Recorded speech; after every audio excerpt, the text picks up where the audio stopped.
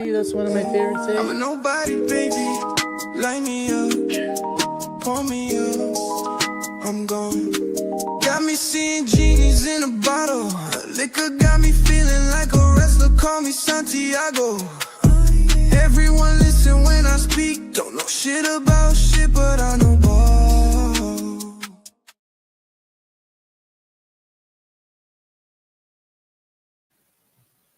What's up? What's up? What's up, everybody? And welcome to Two Nobodies with the Mic, episode 147.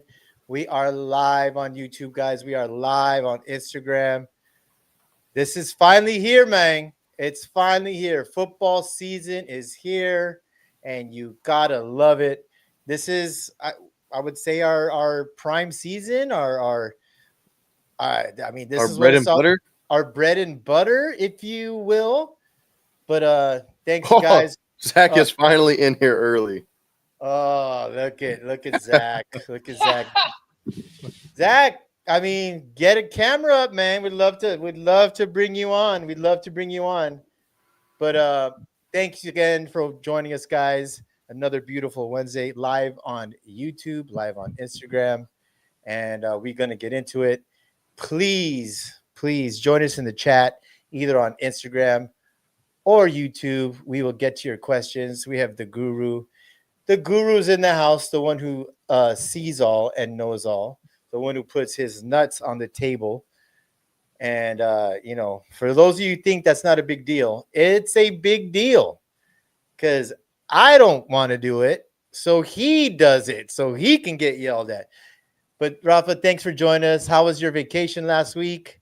Oh, it was Beautiful wonderful. Miami. How was the weather? It wasn't terrible. It was the first time I've gone, and it hasn't fucking rained for more than it rained one time for 15 minutes. Really? Usually it's every day for 20 minutes and then 30. and Yeah. This time only one day of rain. But One- you walk one- out. 20 Is minutes. it like you walk out because in North Carolina, Chapel Hill, man? I heard Ryan said like that in Austin. You walk out and the humidity just crushes you. So like that in Miami? Yeah, I don't feel it. I don't know. It doesn't bother me as much. Mm-hmm. It's just because I think it's Miami's what it is. That's so. It's like you just kind of brush it away. Just tit for tat, right? You get Yeah, any? exactly. You get any G ball in? No. Ooh, wow! What a That's good how he husband. knows vacation for real. No, there was What? trust me. I had a tea time at the Trump, and then they called me and said, "Oh, you know what? On that day, if you're not a member or not staying at the hotel, you cannot play here." So I was like, "Shit." So not by choice then. You wanted to. Yeah, no. I was. It was. Yeah. No, it was happening. It was gonna happen. Well, So, thanks. But Yeah. I got that call and it was canceled, so it did not Well, happen. Welcome back. You're just in time. Last week, we did 2 hours on Zahid Valencia. Got a lot of good feedback. I'm still getting DMs from D1 coaches. I got a DM from a D1 coach about 2 hours ago saying, "Hey, does he want to coach?" I'm like, that's the crazy thing. We didn't ask that. I felt like we asked everything and But we that- didn't. But that, I'm like, shit. Actually, Sonny asked that. Sonny. Oh, you're right. Sonny did Yeah. ask that. Yeah, I don't remember the answer. Good point. Well, speaking of Sonny, we have his partner in crime all the way across the country, Eddie Money, executive producer. What up, man? How's it going? What's up? What's up? So, Rafa, I was talking to Eddie Money right before the show. He's like, "How you doing?" He's like, "Oh, so tired. I hate getting up early. I had to be here." I'm like, "What time do you have to get up?" He's like, 7 o'clock. 7 is early. Seven is early. Come on now. Apparently, Early for fucking who? For me, that's wild. That's wild. I'm used to man. getting up at like 10. Bro. When does school start? And what college? Like you're going to school for engineering. Do engineers like They get up sleep late. in? They get up late, Eddie. As the banker hours, I guess. Fuck. Yeah, that's freaking crazy, man. But 7 anyways, is early, man. I don't care what anyone says. what are you gonna do for football season? I mean, we have. No, that's the college- only time I can consistently get up early. Saturday. I have something to look forward to. All right. I'm like all right. dragging myself out of bed to get to class, but I'm like excited to stay in my bed and get up. Are you kidding? This is the season of 4:30 a.m. Premier League that Oh my God. just runs right into fucking Saturday 9 a.m. football. So Are you let me kidding tell you. So let me Ralph tell actually you. never sleeps. This is from- a true story. from- This is not one time. This is not two times. This is not three times. We're talking multiple times where Rafa and I will be in Vegas. We will be on the tables till 1:30, 12:30 to 1:30. And he's like, "So are you in? You want to put money on, Arsenal?" I'm like, "Well, when did he start?" He's like, 4:30 a.m. Let's do it. I'm going to be watching. I'm like, "Dude, that gives you 2 hours to sleep." And he's not bullshitting, man. He No, is. man, you got to do it. That's why he's the guru. It takes dedication, as a certain rapper would say. Rise So and shine that early Saturday morning. you Zach gotta also love it. said 7's not early. He said college game day starts at 6. Speaking There of you college, game day, did you guys see the Lee Corso tribute? It's I gonna be saw it. very, very emotional this Saturday. That's the one thing I will be watching. I will make sure I get up, and this will be Lee Corso's last college game day, Home Depot college game day, and he's been a staple. He has helped grow college football, um, and just a true legend. Everyone respects him.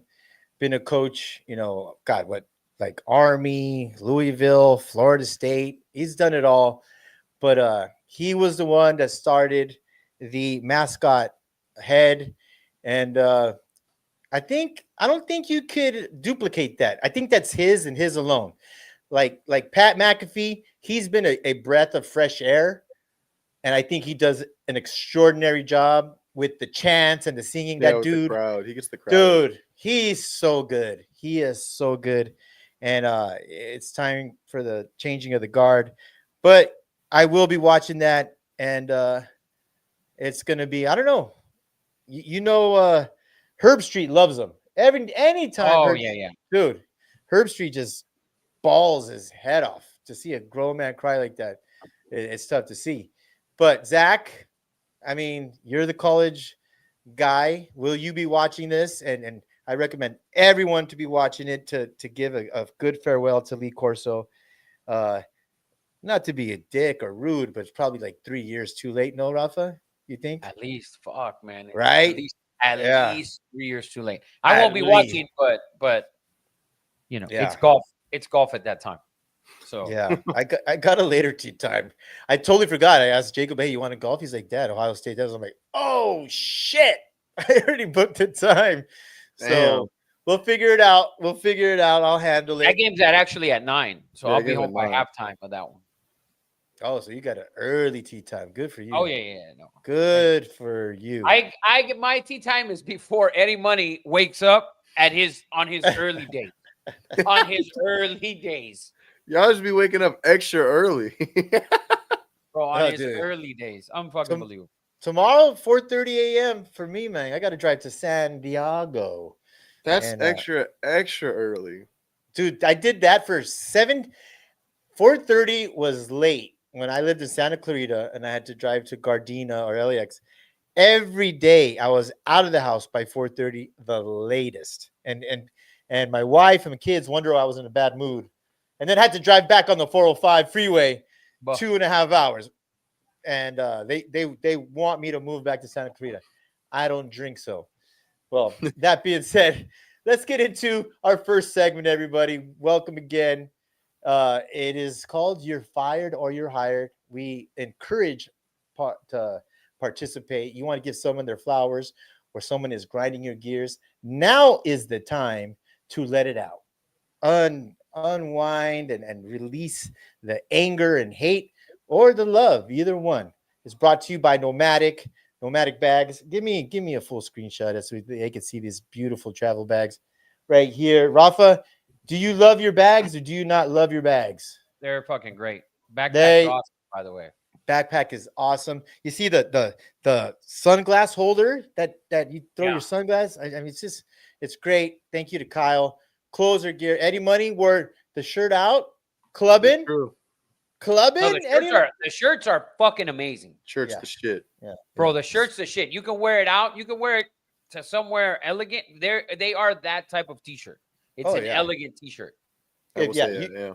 You walk right into, you know, whatever Mastro's Ocean Prime. They'll be like, yeah, that shirt, the white t-shirt. That guy, Nomadic, come right in. We'll give you a nice table. So, guys, brought to you by Nomadic. Live life on the move. That's their motto. That's what we do. Rafa lives life on the move all the dang time. Eddie, not so much. Ooh. Eddie's on the move 10 o'clock and after. I'm on the move every day just to say Yeah. the same two Not at things. fucking 7 a.m. You're not. Yeah. Rafa, you cut out your camera. Oh shit. Yeah. God. Yeah. Well, let's get into who wants to start. I'll with- start. Yeah, come on, man. All right, so I'm gonna fire Nebraska quarterback Dylan Raiola. He made some comments saying that, oh, like, you know, God just made me look like Patrick Mahomes. It's not my fault. Oh, And then everyone's saying in the comments, like, well, he also didn't tell you to dress exactly the same, get the same haircut, get the same sunglasses, do the same pregame routine, and wear the same number. yeah. Everyone's just grilling him. He made such like a backhanded compliment. I mean, it's perfect rage bait, and he got everyone, and it worked. I will give him credit for that. I mean, if that's what he was going for, it's That ridiculous. has to be what he was going for because he does it on purpose. Well, yeah, 100%. Did you guys see 2 weeks ago high school football? His little brother plays, and his little brother was a starter in was it a Florida school? I forget. But yeah, his little brother quarterback as well. Kind of struggled. I think they lost that game. But yeah, Dylan Raiola. Listen, everyone knows I'm not a Patrick Mahomes fan. Yes, is he great? Is he great? Or Just a little bit. or was he great? Is the question. Was- Ah. It's too early Yes. for that. It's too early for that Well, gibberish, man. Yeah, I got to say it every year. One It's too of these early in the season for that gibberish. years, I'm going to be right, Rafa. But One- yeah. Speaking of that's it. gibberish, Zach is firing Rafa for your playoff predictions, having 5 SEC teams, but not Oregon. And I should have Oregon because their schedule is soft. It's probably the easiest schedule in the Big Ten, and they will end up being in second place in the Big Ten, behind Ohio State and before Penn State because that schedule is fucking trash. But I just don't wanna do it. Listen, it's a Big Ten schedule. It's hard to say it's trash. It's not an ACC schedule. It's not a Big 12 schedule. Fuck, you could fool me. That schedule is fucking What do they? trash. They have We'll get to that. Purdue 3 times or what? It feels like it. It feels like it. It fucking So- feels like it. We'll get to that. We'll get to that. All And right, I all wanna right. Pull that Yeah. up so we can go through that. We will do that. And we Uh, hopefully have time. Matthew Rocha agrees with me. He said that it was 100% rage bait. Oh yeah, and he also agrees with me. 100% was. Yeah, but you know, have you seen Mahomes' cut? He has gone high and tight. He's got little conservative with the haircut. Yeah, I'm all- he I'm all took the about mullet that. off. Yes. He's A lot of locked in peop- this A for this year. lot of people, and we're not going to get into it, but a lot of people, the big news: Travis Kelce engaged to whatever her name is. What's her name again? Oh yeah, Banana Taylor. Swift. Taylor Swift. So I'll just bring this up. Was he 100% going to get on a God, knee and propose if they won the Super Bowl? I think so. I think so too, man. I think so too. I love that Jalen Hurts ruined that shit. So yeah, we'll see how that goes, man. Valid Matthew five. Rocha said UNC is having a birth party with all the cupcakes. Oh man, so yeah, we're gonna get into that too. I got some other shit. You know what? All right. Until Rafa gets back, I have some hirings and I got some firings. This might go a little long. Let's do my hirings first. I want to hire California high school football. Once again, everybody, California high school football reigns supreme, goes into Florida week 1 and wipes Florida out, right? We've gone into Texas, we've gone to Florida. Mater Dei beats St. Thomas Aquinas. St. John Bosco beats Manatee, who, people are telling me, oh, they're garbage, they're trash. They are a top 50 national ranked team, okay? So, and then Olu, baby. Olu, 3 teams in the same league went to Florida and smacked that ass. A smackety do, baby. So I don't want to hear it, man. I don't want to hear it. California high school football, and I know Rafa's dying. He's trying to plug in shit because, are there a ton of athletes? Maybe more coming out of there? Possibly. Are there a ton of athletes coming out of Georgia, Alabama, and Texas? Possibly. But who is the better organized team? Who is the better football team? And this is one league. This is coming out of one little tiny league, the Trinity League. So I want to hire California high school football for a smacking that ass this week. By the way, I don't have any issues with that at all. Like I know what Rafa's issue with. I literally have zero issue with it at Okay. all. The problem I have is that they all go play in the SEC. They don't play. That's my whole thing. That's So what the the best- argument. Well, now they That's only the have whole argument. The they only best have two- football they only have 2 after options fucking now. High school is not played on this coast. It's just not at all. That's my argument with it. That's my argument with CJ every time. Oh, California did this and that. I don't give a fuck. At the next level, where they're actually getting paid real money, okay, all the players play in the South. The best players play in the South, and in 2 little cities right there in fucking Columbus, Ohio, and Ann Arbor, and a little bit in a liberal fucking town right here in the Pacific Northwest in Oregon. That's it. Everywhere else is absolute shit. So all those great players from Mater Dei, from Bosco, from fucking Corona Centennial, from wherever the fuck you want, they play in the South. Well, that you have 2 options now, Rafa. You have the Big Ten and the SEC at this point. You had all of the options 5, 6, 7 years ago, and USC and UCLA weren't pulling it because they just couldn't. So Yeah.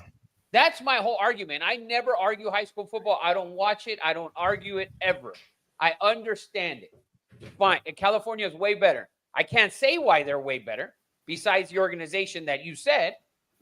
Okay. And when we look at the coaches, we can kind of see why they're better.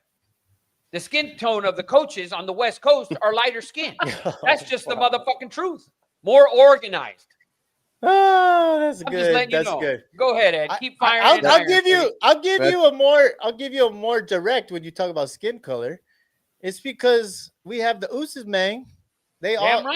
We have the Warriors of Samoa and Tonga. They're right here, and I mean they raise Warriors, man.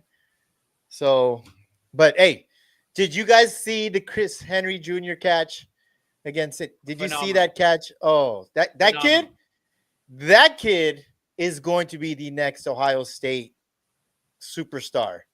Oh yeah. Yeah, Ohio State not gonna skip a beat because that kid, I was trying to explain to my nephews when we were watching him, obviously his father, professional athlete, played for the Bengals. He was part of the Hushmanzada, Ocho Cinco, and Chris Henry, right? And I know it was a tragedy, but who was like his mentor when his dad passed? Was it Chad Ocho that helped him along? Yeah, I think it was Chad Johnson. Yeah. But shout out to Mater Dei. Shout out to Justin Lewis, starting running back, had a TD. They look good, and Bosco whipped that ass, and Olu looked good too, man. It's going to be a great year in the Trinity League. So yeah, there's no argument for it now, Rafa, because they have to go somewhere else other than Oregon or Washington, right? I guess you know what? Matthew Rocha thinks it'll change now. He thinks UCLA and USC now are going to get more because they're in the Big Ten. Well, I mean, listen, Oh right my now, God. USC has the number one recruiting class right now. Now, this sort of happened last year, and then the season was ass, and guys didn't sign. I was telling my son, because he was shocked when I told him, I said, USC right now has the number one recruiting class for 2026. Now, those are verbal commits. They need to come out and have a good year to actually sign keep those them. dudes, Yeah. because this has happened before. And there's some hot seats in college football, and Lincoln Riley is sitting on one of them. And that's for sure. And I just heard, I would love for Rafa to come back on, because someone's saying they went through their schedule, and SC, although very tough schedule, Notre Dame's still on there. They need to have 9 wins, man. They need to have 9 wins, and we'll see how that goes. So that's my hiring. And God, who I had a couple firings, and let me see in my notes here. Who do I want to fire? Fire. Now I know who I want to fire. And it has to deal with UNC, Chapel Hill. I don't know if you guys saw the story today. It's almost like this is unbelievable. You can't even make this shit up. But Bill Belichick and his girlfriend, sorry if I forget her name, they filed for a copyright for the word gold digger. She wants to put gold digger. She wants to make a jewelry line and put it on chains and bracelets.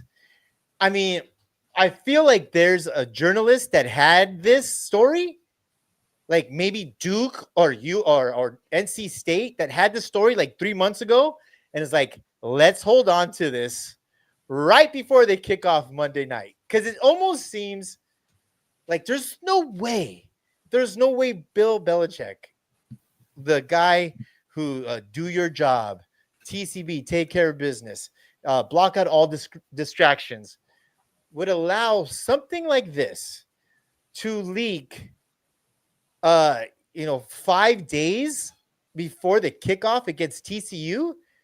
It's fucking wild, Rafa.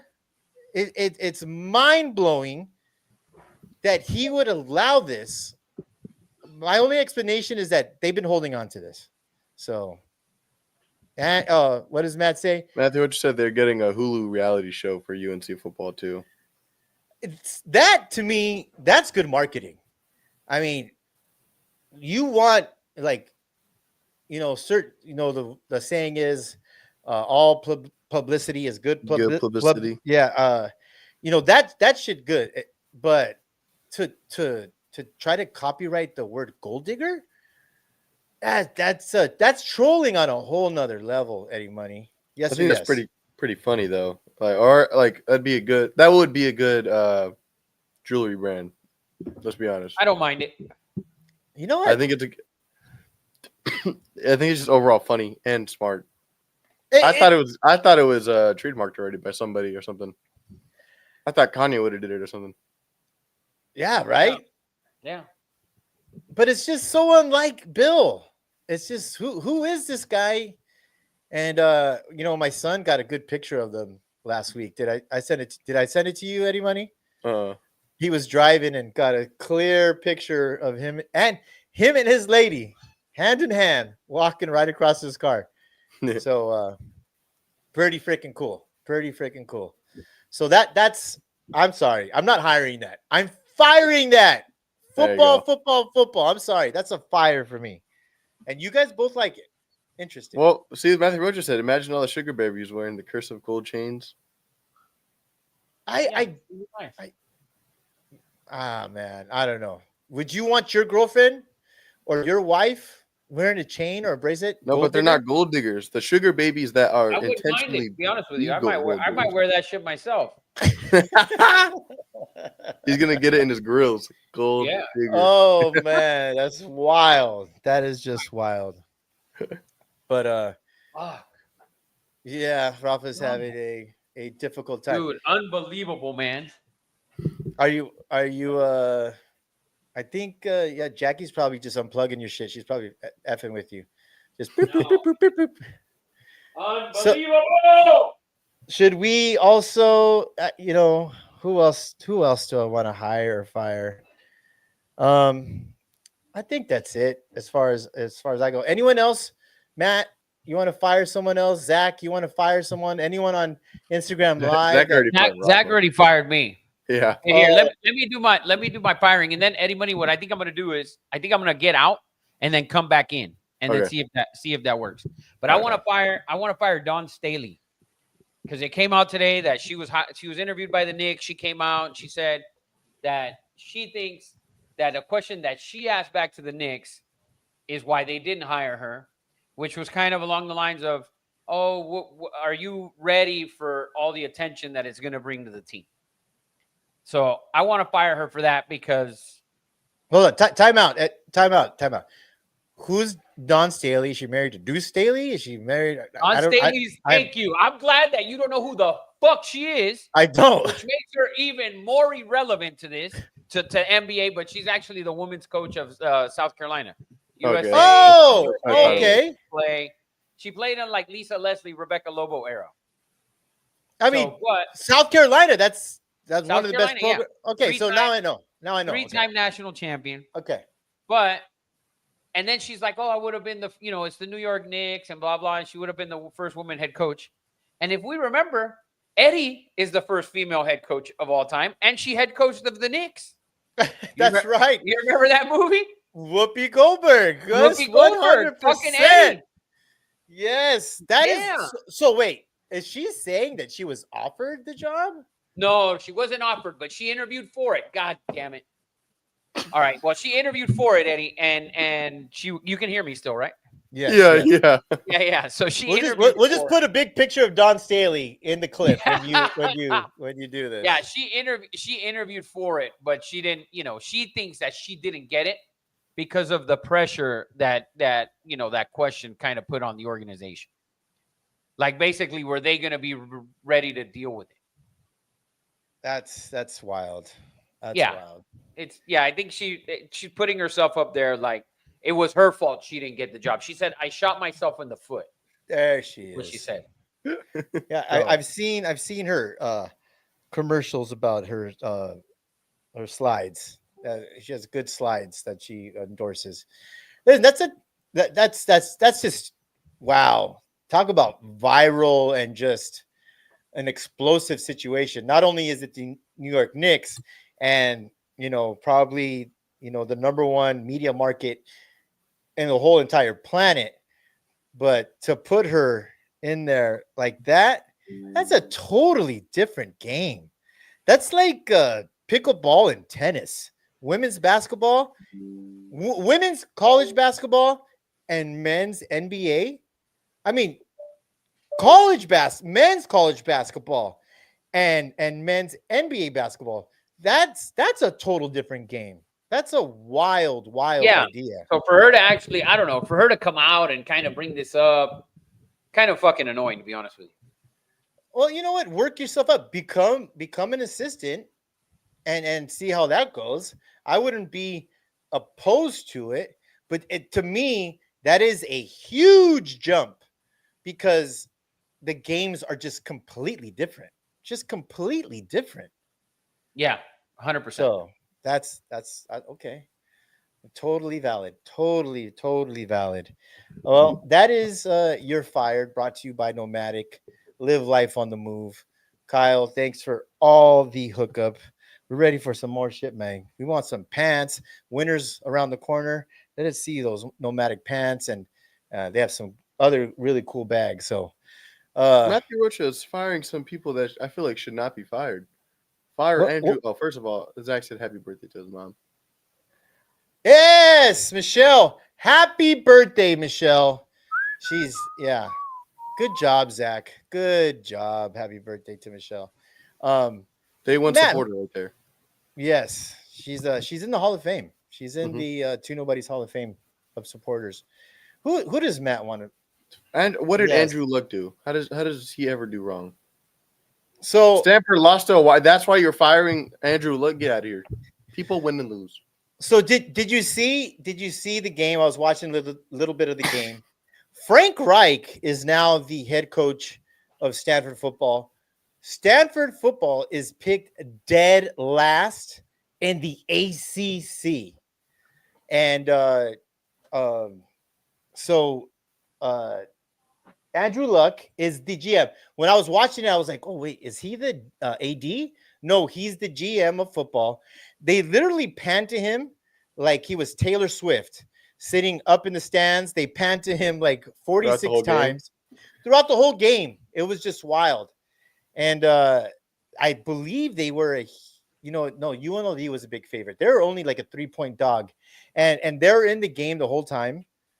And they kind of choked at the end, but they're in the game. Like that's a little harsh, Matt. That's Andrew Luck, man. Are you a hater of Andrew Luck? Dude should have been a Hall of Famer. For Hall real. of Famer. But yeah, Andrew Luck. Listen, I believe he just took that job the first year. So Yeah, let him cook. Let Andrew him Luck work a little cook. something. Yeah, he could probably be a starting quarterback on that team still. But Oh, yeah, 100%. right. I believe it's the modern day quarterback of high school. That's the starting quarterback there now. Oh, But anyways,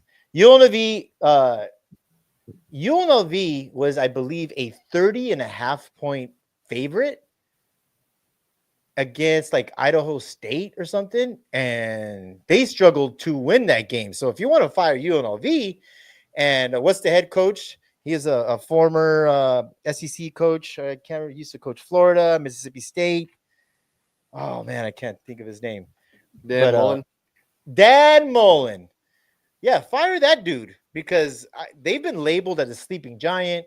Vegas has money. Dan Mullen, they have a legit coach now.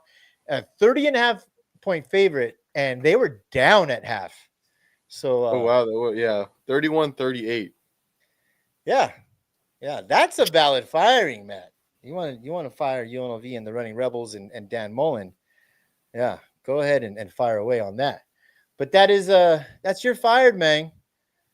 What do we got next on the docket, Eddie Money? What are we talking about? We talking about All right, so we Thursday got- night football? College football on the docket. It's in the title. But before we get into that, I want to talk a little NFL. First game of the year next week. We got Thursday night football. Cowboys play the Eagles. Eagles are favored by 7 points with over under 47. But the main thing people are still worrying about is if Michael will play or if he'll even be on the Cowboys for week 1. Can I ask a quick question before we start? And is this game in Sao Paulo? Is this in Brazil?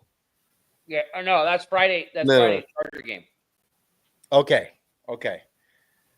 Well, I'm going to hand this off to Rafa because he internally has hope and he always sees the silver lining of the Cowboy season.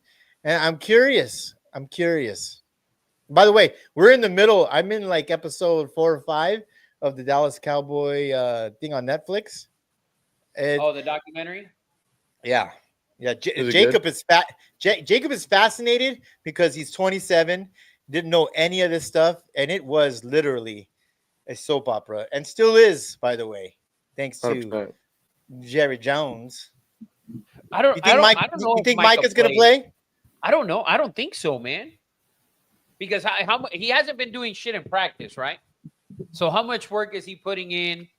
And then after, let's say you pay him on fucking Monday night or whatever, this weekend you pay him. And you give him all this money, whatever the max money for that position is. I don't know what it is. $40 million a year or whatever, a ridiculous amount of money. Yeah. If you sign him this weekend, would you want him to go out there this week after not practicing for all the training camp? I would. So something came out today or yesterday that he has some kind of soft tissue injury. That's even I- worse. Yeah, who released that little gem? I wonder who. I promise you it wasn't Micah's camp. But Rafa, listen, Chris Jones did this last year.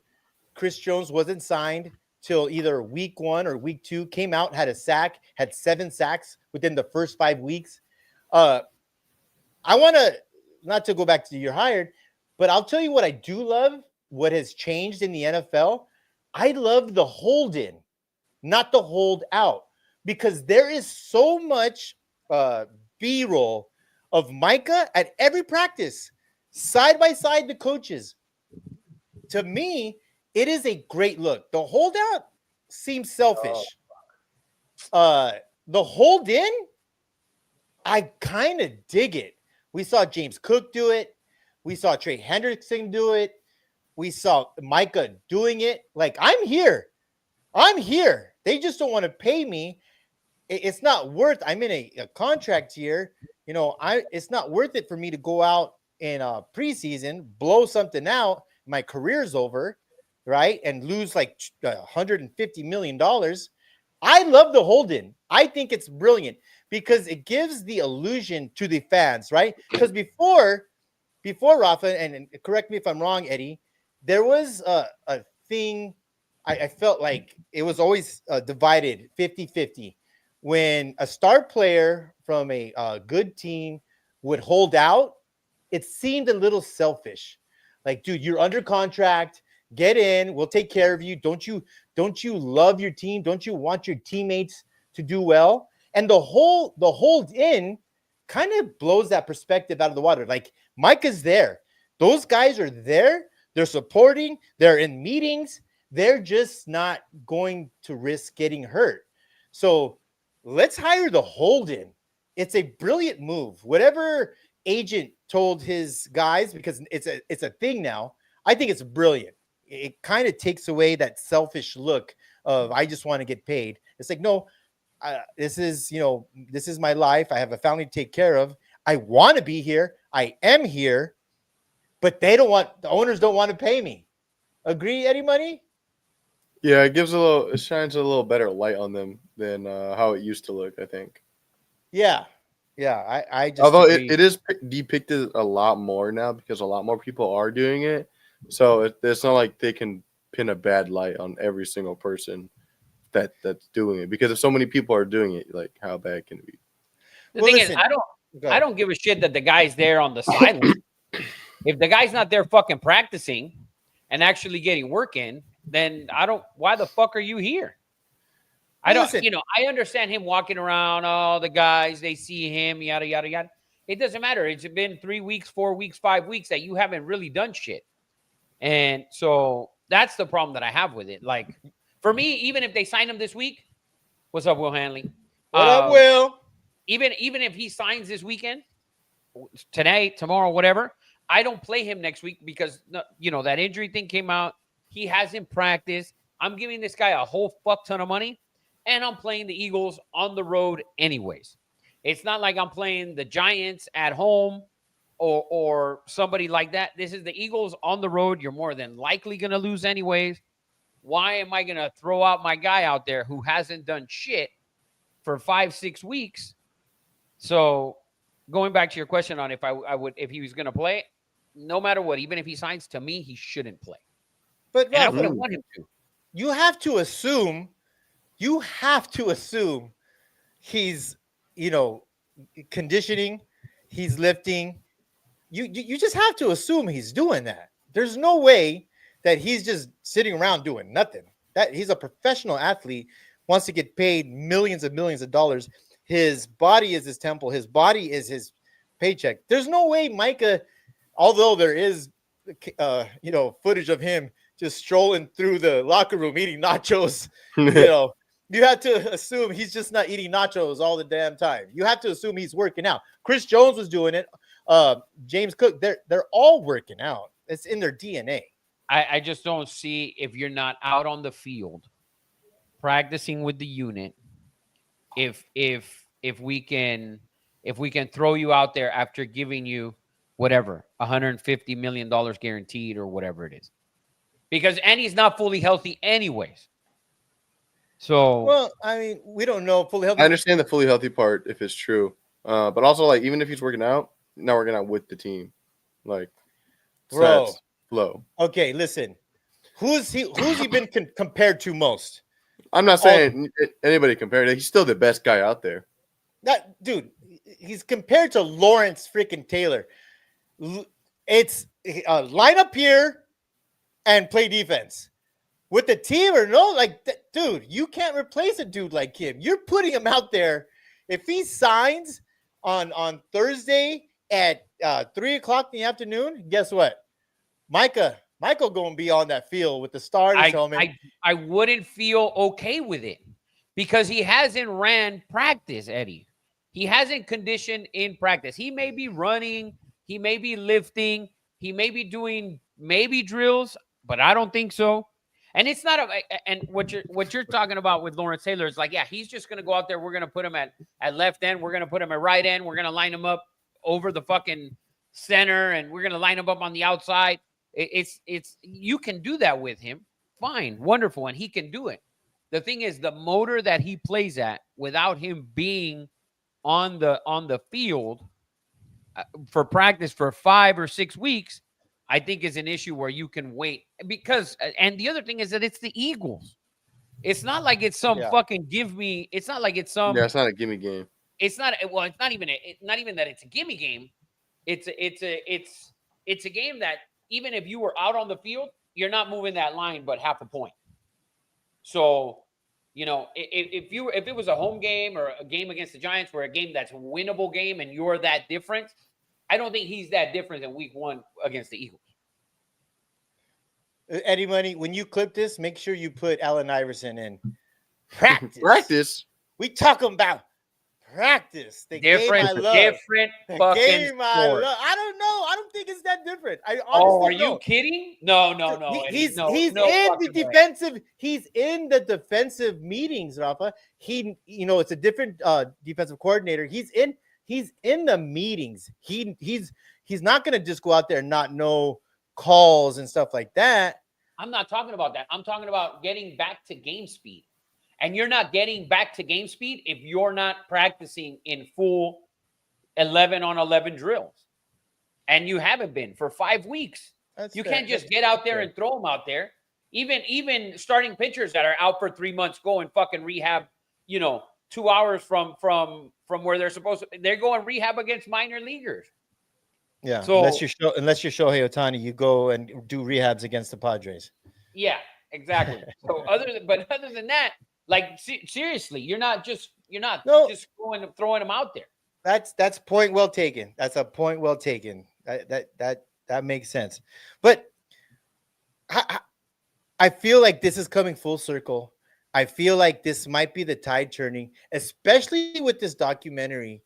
It shows how wackadoo Jerry Jones is, and his ego is out of control. And I heard today they're like, if anyone would be the dude to hold out, it's Micah Parsons. He's very smart. He has a platform, and Jerry Jones, I think 100% in the locker room and in the NFL at this point is being labeled the bad guy in the situation. You see what the Ravens did today? Jerry Jones needs to take. They re-signed Kyle Hamilton just a whole year and a half early. He is a stud. This is what Jerry should have done, 6, 7, 8 months ago. You would have saved money. I promise you, the Ravens, class organization, smart as hell. People weren't even thinking about. Always. But they're always a step ahead. They're right? Always a step ahead. Always a step ahead. Ray Lewis, Ed Reed, Michael Orr, Jonathan Ogden. Always a step ahead. Went and got Derrick Henry. When Dallas Cowboys should have got him. Yeah, the only fuck up with the Ravens was the Lamar thing. Because Lamar that year, I felt like he sat. It reported that he was hurt.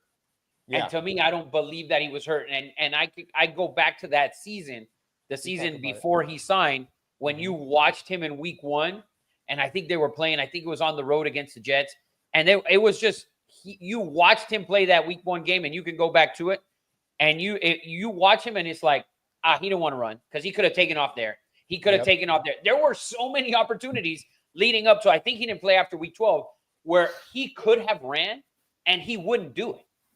And he wouldn't do it. And he probably was thinking, like, fuck that. They're not paying me. I'm not putting it out there. So I think that was the only time the Ravens that I felt that at least they made the wrong decision and not signing him early. Well, there is murmurs. There is murmurs that he wants to get a new deal a couple years early. It might even be he feels way underpaid at this point. And obviously that's the other thing with these guys, right? Like Joe Burrow, Lamar, Josh Allen, Patrick Mahomes, right? Because they're all younger guys, not younger, but they're not older guys either. I don't think any of them are in their 30s, right? And you're seeing all these older guys that have played, and Rodgers is still playing, and look how long Brady played and Breeze played and all that.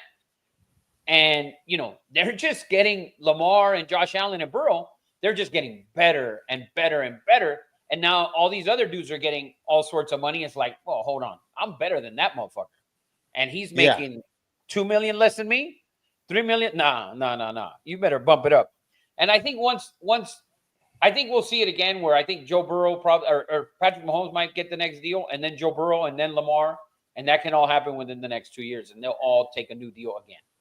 It's a kind of a crazy situation, right, Rafa, where you just mentioned 4 dudes, like real dudes that have proven.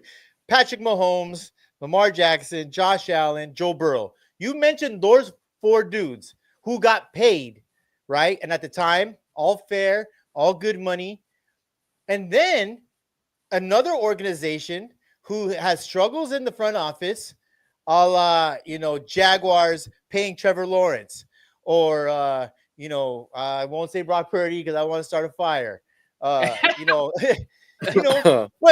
other organizations overpaying quarterbacks that are not those 4 dudes, it seems to hurt the organizations that are spot on. Like, well, hold on.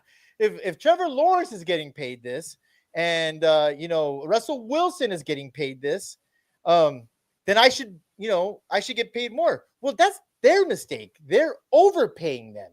Right. The problem is that the NFL has set a precedent that when the quarterback is due to get paid, it's like this is the next guy up. It's not like he's the best, but he's good enough. He's in that tier, right? Or at least the team believes he's in that tier where he's the franchise quarterback. So you have to pay the franchise quarterback, no matter how good or how bad he is, the max, as close to the max as possible.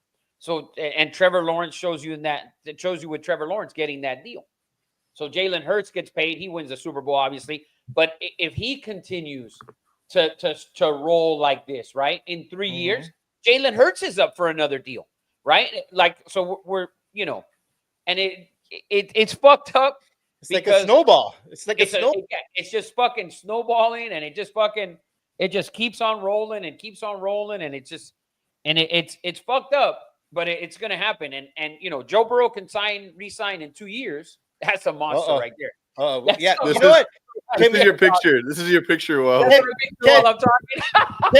can we do AI and just have him speak through others? I mean, oh my God. That'd be so good. That'd be so good. But wild. What's fucked up, Eddie, is let's say in 2 years, Joe Burrow signs a new deal and he continues to be one of the 3 best quarterbacks in the league. And then some other idiot comes and he gets paid. And then now Joe Burrow's now 4th, 5th highest paid when he's clearly the best, right? Or one of. That is, it's tough, man. And we have all these guys coming that are going to get paid. CJ Stroud, if he keeps up, Jaden Daniels.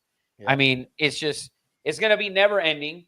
And I think we will never, as long as there's a Jones in charge of the Cowboys will forever be last to sign their guys. And it might get to a point, Eddie, which is fucked up to say because a lot of kids grow up being Cowboy fans and wanting to be a Dallas Cowboy and wanting to be the Cowboys quarterback or or a Cowboys wide receiver or whatever. But it might get to a point if this keeps happening, where guys are gonna not be, not feel good when they get drafted by the Cowboys. Facts. It's gonna be like, fuck, I might not want to go here. It's gonna affect a shitload of free agents coming in, especially younger ones, right? Mhm. Like take a guy like Hendrickson, let's say, who's going to be a free agent next year. What if Dallas says, "Oh, we're going to give you this much for whatever"? The guy's got to think in his head, "Fuck, if I overperform in 2 years or in 3, and I'm ready for my third deal, and I'm still under 30, they're not going to pay me. Yeah. They're going to make me play this out." So it's bad for the Cowboys, man. And I don't know. I don't think it's ever going to change. No, Dak came out, I believe, yesterday or the day before. They interviewed him. They asked him about the situation. He's like, "Listen, we're used to this." He came out and didn't mix, words. We're used to this. I went through it. Dak was signed very late, was franchise tagged many times. CeeDee Lamb, we've gone over it over and over. This is a pattern.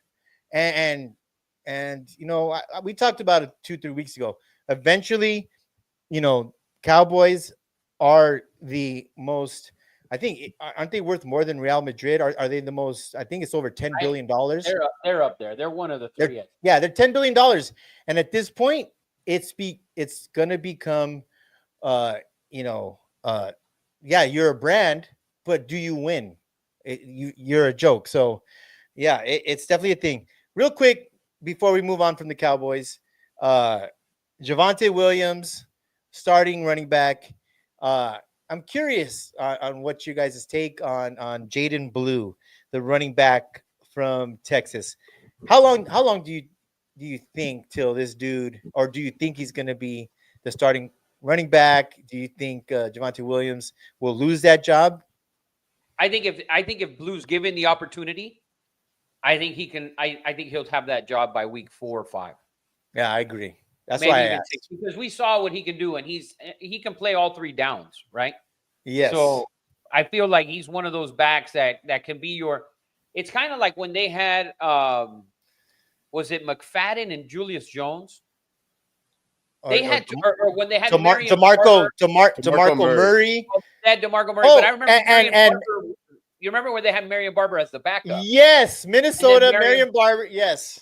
And then Marion Barber was just that fucking good. Yeah. That eventually it's like, all right, it's Marion Barber's time, and we can let. And I don't remember if it was Julius Jones or McFadden or DeMarco Murray, whoever was there, but Marion Barber definitely took that job. And so, and it happens. I do remember and that. It should happen sooner rather than later. They might as well establish at least one fucking position. Well, 2, because they have CeeDee Lamb, who we know is a clear-cut number 1. And Pickens. And I'm excited for Pickens. But let me give you a pick real quick. I'm going to give you a pick on that game because that's next Thursday night. Eddie Money, give me the total. I think it's 47.5. Yeah. We're going to take over. First blue chip of the year, Ed. Put up Myles Garrett. Put up Myles Garrett. Put up Myles Garrett while he gives his blue chip. Now you can give your blue chip. All right. So our first blue chip of the year is the opening night of the NFL next Thursday night. We are going to take the Dallas Cowboys and Philadelphia Eagles over 47.5. I don't think Micah's going to play. Dallas defense isn't great. Dallas has a bunch of weapons, at least a receiver. The Eagles have a shit ton of weapons. So I can see this game getting to the 50-point mark. So I'm going to take over 47.5. Is going to be our first NFL blue chip of the season. I love over it, baby. 47.5 Eagles Cowboys. We need a siren or something, not the bell. I feel like our demographics just raised in women over 18 and African American women right now. If we just did a podcast with that picture, I guarantee you our numbers. I think it's a success. I think it's a success. We should just do it for a half an hour and see how viral it goes. That would be wild. Live on Instagram Live. Good, everybody. So good. Well, we just talked about the Cincinnati Bengals and Joe Burrow. Trey Hendrickson gets his deal right before the season. He's going to be paid. But Eddie Money brought it to my attention. 41% of the salary cap for the Cincinnati Bengals is spread out. Now, put your seatbelt on. Over 4 players. How is that sustainable? And how is that a recipe for success? Listen, Trey Hendrickson, 31 years old, led the league in sacks last year, 18.5 sacks. But their defense sucked. I saw something. The Cincinnati Bengals in 6 games averaged 33 points over 6 games. They lost those games. 33 points. And those games were lost. And that's when Trey Hendrickson was playing. What's your prognostication? I know, Rafa, you said it. He's not a game changer. I think he's good. Seems like a recipe for disaster, is it not? Well, it is, but Hendrickson's money is. I think he's a free agent after this season. Yes, it's only yes. Yeah, so it'll be fine because that money comes off the books, right? And then you need to go out and listen. They drafted this kid out of what is it? Texas A&M. Texas A&M. Who held out for a little bit. He got paid. How good can he be? Is the off the field shit? Is that going to be a distraction? Because he seems a little bit distracted with outside things. Can he be fill into that spot? Can he be a big time player? And he could be. He's got all the talent in the world. Yes. Can he be big time? And we're going to see that. Rafa, he had 2.5 sacks last year. I agree with everything you said. He looks the part. He smells the part. Yeah, he runs and does that. But his production was shit. Yeah, the motor is what is believed to be not there. And it's not. It's the mental motor as well. Yes. So you gotta we gotta see how listen, and they got a favorable matchup in week 1. They go on the road to Cleveland and they play the Browns. Joe Flacco, who can't move very much, so you might have some opportunities there to show up and show out. Yeah, and we'll see. Set the tone early for the Bengals, but I like you were mentioning the payroll. That's not sustainable. Obviously, after this season, that Hendrickson comes off the books. Yeah. Your 3 highest paid players are your 3 best players, basically, or your 3 best players on offense, anyways. Yeah. So you have to nail the draft. Yeah. And you literally need to because your 3 highest paid players are on offense, and those 3 highest paid players, I believe they take almost 40% of the salary cap or 38%, something like that. Yeah. So you need to hit not only on the first round, the second round, you need to hit on those 4th round guys. You need to find a 4th round gem.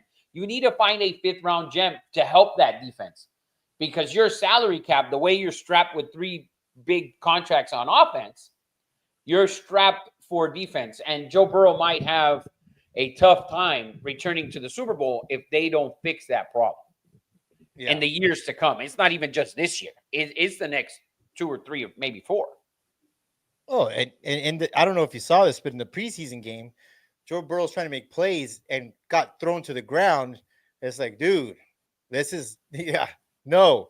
Matt Rocha made some good points here. Mark Davis, Jerry Jones, Dan Seiden, all held their team back 100% in the later years, at least for Al Davis or Mark Davis. Mark Davis, I'll leave him out. Al Davis in the latter years, 100% held his team back. The thing is, though, you know what, Matt? Dan Snyder and Jerry Jones. Jerry Jones is almost like the head of the union of owners.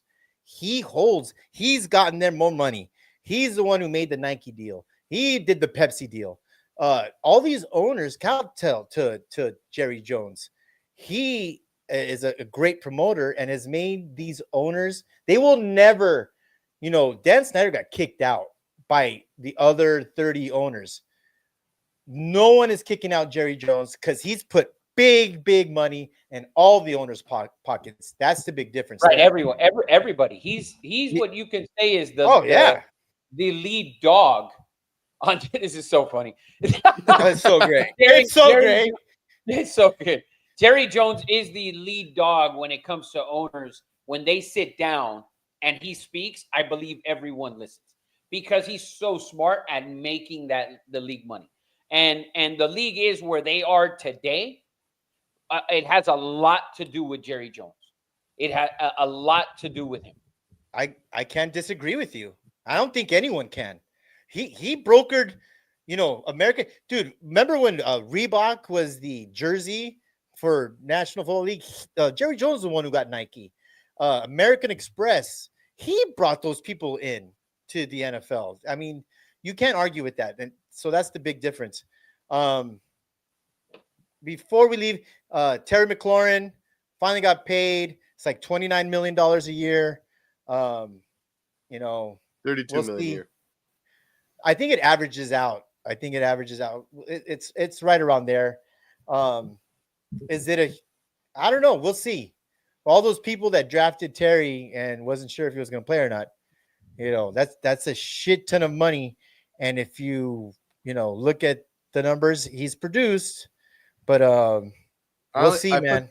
I put that in there because it came up on Twitter that basically, so DK Metcalf is the 4th most paid wide receiver, and everybody's like, "Damn, DK fucking ruined the wide receiver market." Because how are you the 4th most paid, but you're not even like top 10? That's facts. The only 3 higher than him is Jamar Chase, Justin Jefferson, and CeeDee Lamb. Yeah, which is insane. Wow. Yeah, but that shows you kind of the similar to the quarterback and like the defensive end market, the defensive tackle market, the offensive tackle market. It's basically the market in every position. Yeah, That kind of showed you he's next up, but he's not Jamar Chase, Justin Jefferson, and CeeDee Lamb, but he's DK Metcalf, which is kind of like AJ Brown. AJ Brown's better than him, yes. Same age as AJ Brown. AJ Brown was already paid a year or two ago. So he's just next up. If AJ Brown was up, he'd get that money. If St. Brown was up, he'd get that money. So it's just kind of the next up, but he wasn't one of the 3 or 4 best guys. So we'll give him 4th guy money is what they did. Because Justin Jefferson, Jamar Chase, and CeeDee Lamb, their deals are over $135 a piece. yeah. He's the 4th highest paid. Right. So and McLaurin, when you look at it, what they guarantee McLaurin? Was it $50 million? I think so. Yes, 50.4. So you guaranteed $50 million for what is the oldest guy of the receivers that are the better receivers in the league. If you're looking at it, Jamar Chase and Justin Jefferson are in their mid-20s. CeeDee Lamb is also in his mid-20s. Garrett Wilson is in his mid-20s. Amon St. Brown, the same age as them. Okay, so he's the older. He's older than he's at the age where I think he's a year or two younger than Tyreek Hill.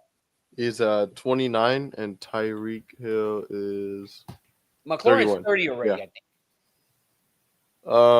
McLaurin's 29, but he might turn 30 during the season. Let's see. Well, Yeah, and Tyreek Hill, I believe, is 31 or whatever. So they gave him $50 million guaranteed. Oh, yeah, and the guy's he 30. turns 30 2 days after our birthday, Rafa. All right. So he's going to be 30 years old in week 2. Okay. And he's going to be 30 years old in week 2. And people are saying that he was, $50 million is plenty of money for a guy. To me, I don't think he's better than St. Brown, than AJ Brown, than Garrett Wilson, than Tyreek Hill, than T. Higgins, and I don't even want to throw in the first 3 guys there. Jacoby Myers. Let's relax. You know who I'd rather have before him, and he's 2 years older, or probably 3 years older, is Mike Evans. Oh, yes. Hall of Famer Mike Evans should be a Hall of Famer. Yeah, no, I was joking when I said Jacoby Myers because he's asking for a trade, like Eddie Money, brought up that DK Metcalf kind of has thrown a wrench in the receiver market. Listen, I get these guys when it comes to a deal, they want extensions. I completely understand that, but if you break down Jacoby Myers although had a terrific season, always produced. I think he had his best season, had like 1,300 yards and like maybe He didn't. Yeah, 80. he didn't have a dropped ball either. Yeah, okay, yes. But it doesn't mean you should be paid like a top 10 receiver. Just because you were the best receiver on a horrible receiving core. He for wasn't even the Raiders. best receiver. I'm He was not the a best great- wide receiver. Yes. The best And receiver he was the Brock best Bowers. wide receiver, right? Because Brock Bowers was clear cut the best Yeah. fucking pass catcher on that team. And you're Yeah. fucking gonna request a trade? I'd fucking trade him. You're probably not even gonna get a 3rd-round pick for that fucking turd. Oh no, not a chance. I thought. By the way, you brought up Kenny Pickett. They were gonna cut Kenny Pickett. They were gonna cut Kenny Pickett, and the Raiders traded for a 5th-round pick. Ooh, Hey. that hurt me. That hurt me. Raiders still Raider, man. Before we get off the NFL, one last thing, because I put the time and effort in yesterday to watch the Cleveland Browns play an entire preseason game against I think Tampa Bay. Was it the Rams? Were your eyes? Oh no, it was the Rams. It was the Rams. Did And you have there's any no- blood coming out of your eyes? Dude? And that's why I have to talk about it. I was say, do you hate yourself? Because You okay? I did it when I get these things, you don't know ball and you don't know what you're talking about. How many of you that are not Los Angeles Ram fans and Cleveland Brown fans sat and watched an entire preseason game? It was bad, but I felt I had to do it for the show. And did not have listen, to. I did it for the show, man.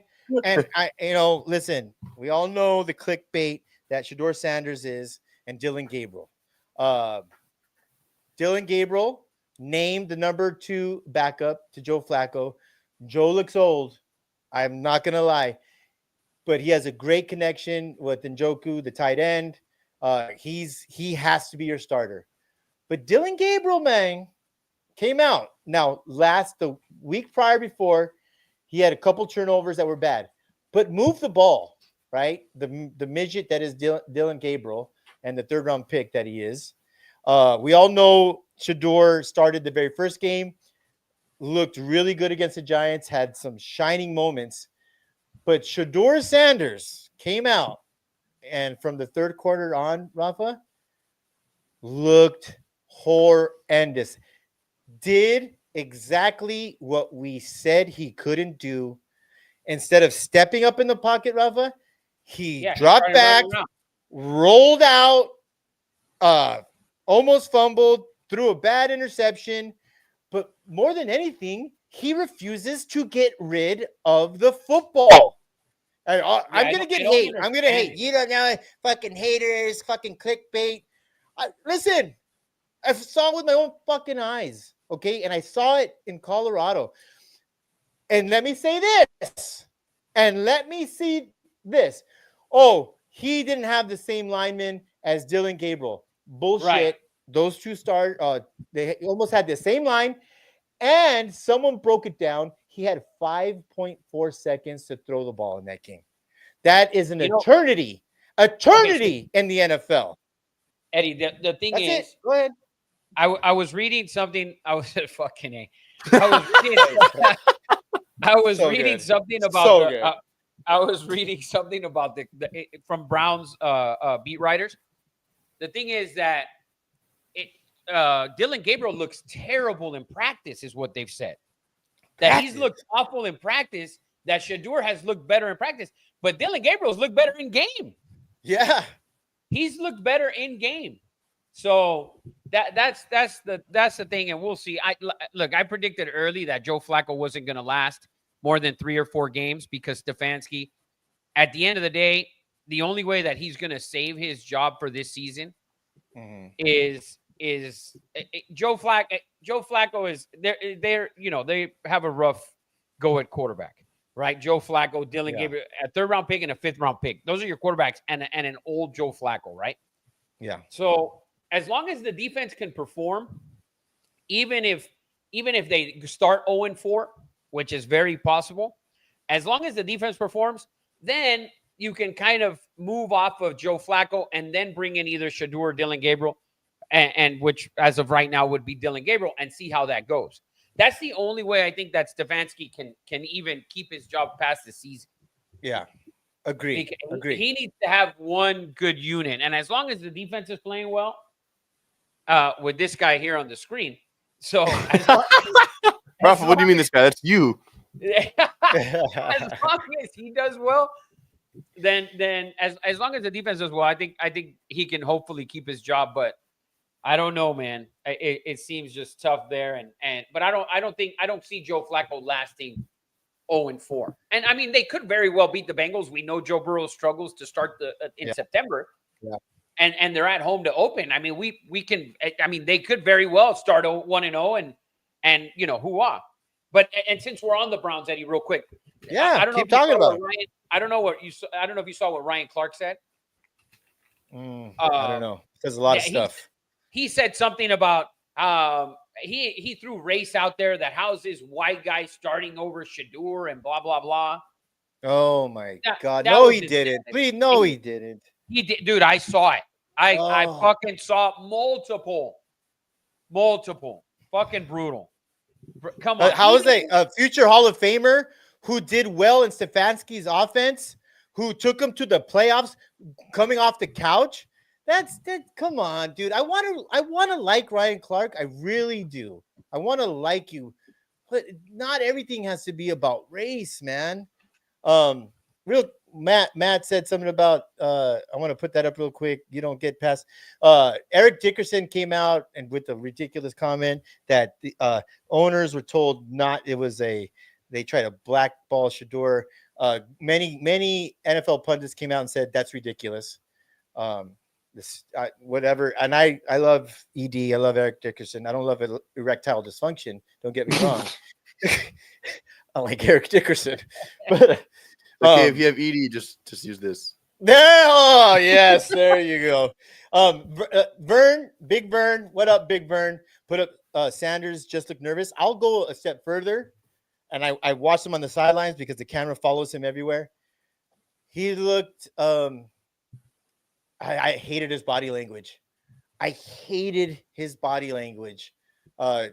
Before the game, before he got in the game, and while he was getting sacked, for 25 yards multiple times, it's just like he almost wanted to be like, see, man, like my O-line sucks. Like there was Joe Thomas was doing the game, Hall of Famer, maybe the best offensive lineman of all time, who gets paid by the Cleveland Browns, was doing the preseason game, and he had to be like, he has to get rid of the ball there. And listen, I'm with you, Joe Thomas. Don't say anything negative about Shador Sanders, because Ryan Clark and every person is coming for you. You're just a hater.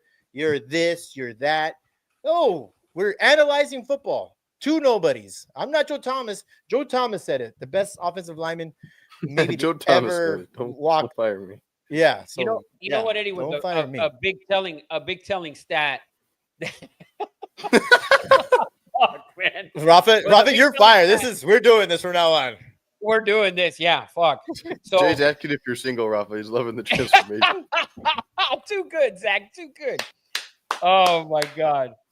No. So what was a telling stat, Eddie, and I don't think people have really looked at it in college football. When you see a quarterback stats, right?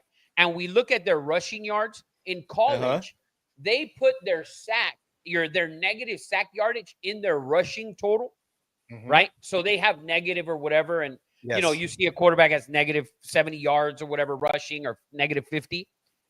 When you look at Shador's rushing yards, it's negative, but the sacks that he was taking were ridiculously large. His offensive line can be that bad. Your offensive line could be horrendous. You can have not one guy protecting you. You shouldn't take 15-yard sacks. If you have nobody protecting you and you're taking the snap at 5 yards, take a 7-yard sack, an 8-yard sack maybe. Yeah. Not 12, 15, 17, 25. That's a problem. And it doesn't matter if your dad's Dion and nobody wants that aura around or whatever. Nobody wants that hype. That's not the issue. The issue is you have trouble getting rid of the fucking football. And it's not about, and Matthew mentioned it, like there were other black quarterbacks taken before Shedeur. With Shedeur, it's not that he's black. With people making that comment about, like the comment Eric Dickerson made about they all blackballed him out of picking him. It wasn't that he was black, that why he got blackballed. He was black. The reason people want to say that he was blackballed is actually because of Deion, because of the Deion effect of it, and the culture that it brings supposedly and all that. That's what they actually mean. They're not meaning that he's a black quarterback, because there's plenty of black quarterbacks taken all the time. The number one pick was a black quarterback. There is well, first of all, let me address that real quick. Bill Belichick said Tom Brady's brilliance wasn't his comebacks. It was his 0 negative plays, right? First, second down, we've never had 0 negative plays. He got rid of the ball, As a NFL GM and as an NFL head coach, the last thing you want, and this is why Colin Kaepernick never got called back into the NFL, and Cam Newton never got brought back into the NFL, is because you don't want your backup quarterback to make noise. And that's what Shedeur is going to do. He's made himself such a polarizing superstar. Good for him. I'm sure he's going to get paid. He should do every commercial, possible. But you don't want your backup quarterback to be a star when he's not your starting quarterback. It's just as simple as that. He didn't get blackballed. So 100%. And Vern, Big Vern says, yeah, I got it, dude. Vern, you're so spot on. He was walking on. He didn't want to say a negative word, but when he's continually getting sacked for 15 and 20-yard losses, and you're offensive lineman, what are you gonna do? Right? What are you gonna do? So, real quick, guys, I think that's the NFL. I think we did a great job covering that shit. Let's take a 3-minute break, 2-minute breaks to see if Rafa can get back on. I love me some Myles Garrett. Listen, that dude looked like. Matthew wrote to ask how much you bench, Rafa. With that body, 480 easy work. Oh, you know what? Before we get off on Myles Garrett and NFL, did you hear that knucklehead journalist? Oh yeah, Garrett, that question. Guys, the balls on him to ask that question. Oh my god. Oh my god. So I don't know if you heard, Rafa. They're in a whatever preseason, whatever. This dude is like, I might get it wrong. He's like, so how does it feel going over 100 miles an hour? Yeah. Is rush, dude. That dude, he's looking for a lawsuit. He's looking to get punched in the face. That dude should, freedom of press. And then there's also running into a theater, yelling fire. You don't, dude. He was like, I'd like to keep my comments related to football. Dude, the balls. Put Myles Garrett up again. The balls to ask that dude that question is insane. Because I actually, he did get busted for another speeding ticket in the last 2-3 months, I think. So, I mean, is it warranted? Maybe. It's just the balls for him to ask that. Wild. So, before anything else NFL related, before we take a 2-minute break, I love everyone staying involved. Real quick, I just want Rafa to get back on and see if we could finish. I'm gonna give it a go real quick. Okay, guys, let's do the song, man. I'm a nobody, baby. Enjoy the song. I'm a nobody, baby. Light me up, pour me up. I'm gone. Got me seeing genies in a bottle. Liquor got me feeling like a wrestler. Call me Santiago. Everyone listen when I speak. Don't know shit about shit, but I know ball. Call me the guru. Bells coming ringing when I'm winning. Come on, I told you that's who. Specify, do it live. I told you Always coming with the heat, Riley with the facts. Jax, let them know. Eddie Money, Luke, CJ, replay my parlay. Hitting when I don't even know. I'm a nobody, baby. Light me up, pour me up. I'm gone. Got me seeing genies in a bottle. Liquor got me feeling like a wrestler. Call me Santiago. Everyone listen when I speak. Don't know shit about shit, but I know ball. Call me the guru. Bells coming ringing when I'm winning. I told you. Don't be like guy. Don't be a loser. You know why I'm a nobody. Didn't even try. That's on me. I am that guy. Talk my shit. I said what I said. So many hot takes, mic glowing red. Everybody wanna be about it, I doubt it. Get money, motherfucker, no questions about it. At the win, not complaining about it, we win. I'm a nobody, baby. Light me up, pour me up. I'm gone. Everyone listen when I speak. Don't know shit about shit, but we know ball.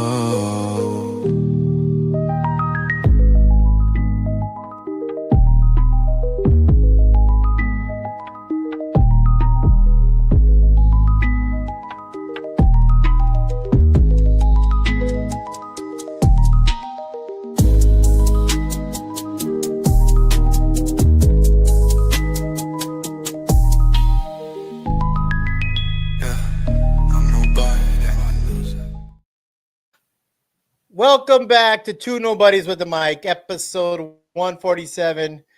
Guys, we're experiencing, I don't know. Hey, there he is. We'll see how we long just it goes You know for, how long man. it lasts. Yeah, we have a bunch of women in Instagram saying, go back. 100%. Guys, we just covered the NFL. Rafa was having some difficulties. I had to put The my inside- shirt back on. Yeah. Oh, yes. The inside joke is this, Rafa has repeatedly said for 146 episodes that he has a man crush on Myles Garrett. And then, listen, if you're going to have a man crush on another man, then yes, great choice. Great choice. The So- thing is, we were talking. It was. We can't even bring it up because it was a conversation. It was a Oh, long we did- conversation. We did the hot guy. We did the hot guy. We did the Hot hot guy guy draft, but we did the Hot hot guy guy, the hot guy black draft, and that was Oh. my number one pick. Oh, I don't think it was specific to race. Oh no, it or was color. 100%. There was 1,000%. No, Really? because we were talking about Cristiano Ronaldo. Well, Yeah, no, no no. one- And then it went to that because Jacob went Jalen Hurts and Kyler Murray, and it kind of got all crazy. Well, We no, were in that's Eddie's Jacob's- backyard, no, dude. No, that's Jacob's man crush. That's Because Jacob's. if I Yeah. recall, yeah, those are Jacob's guys. 100%. Yeah, no, That's Jacob your- was okay, Cristiano get over Ronaldo's here. Get over here. It's Get over okay. here Rafa real doesn't have a quick. shirt on either. 100%. When look at you won't be on camera. You won't be on camera. We did the hot guy draft. It wasn't the hot guy black draft. See, yeah. So Jacob, Oh, say we hello to gotta the look it people real up. quick. Maybe it wasn't. Maybe it wasn't. Jake. Yeah. No, it was No, not. no, It no, was, no, no. it was So, not yeah. Lamar. No. Yeah. I think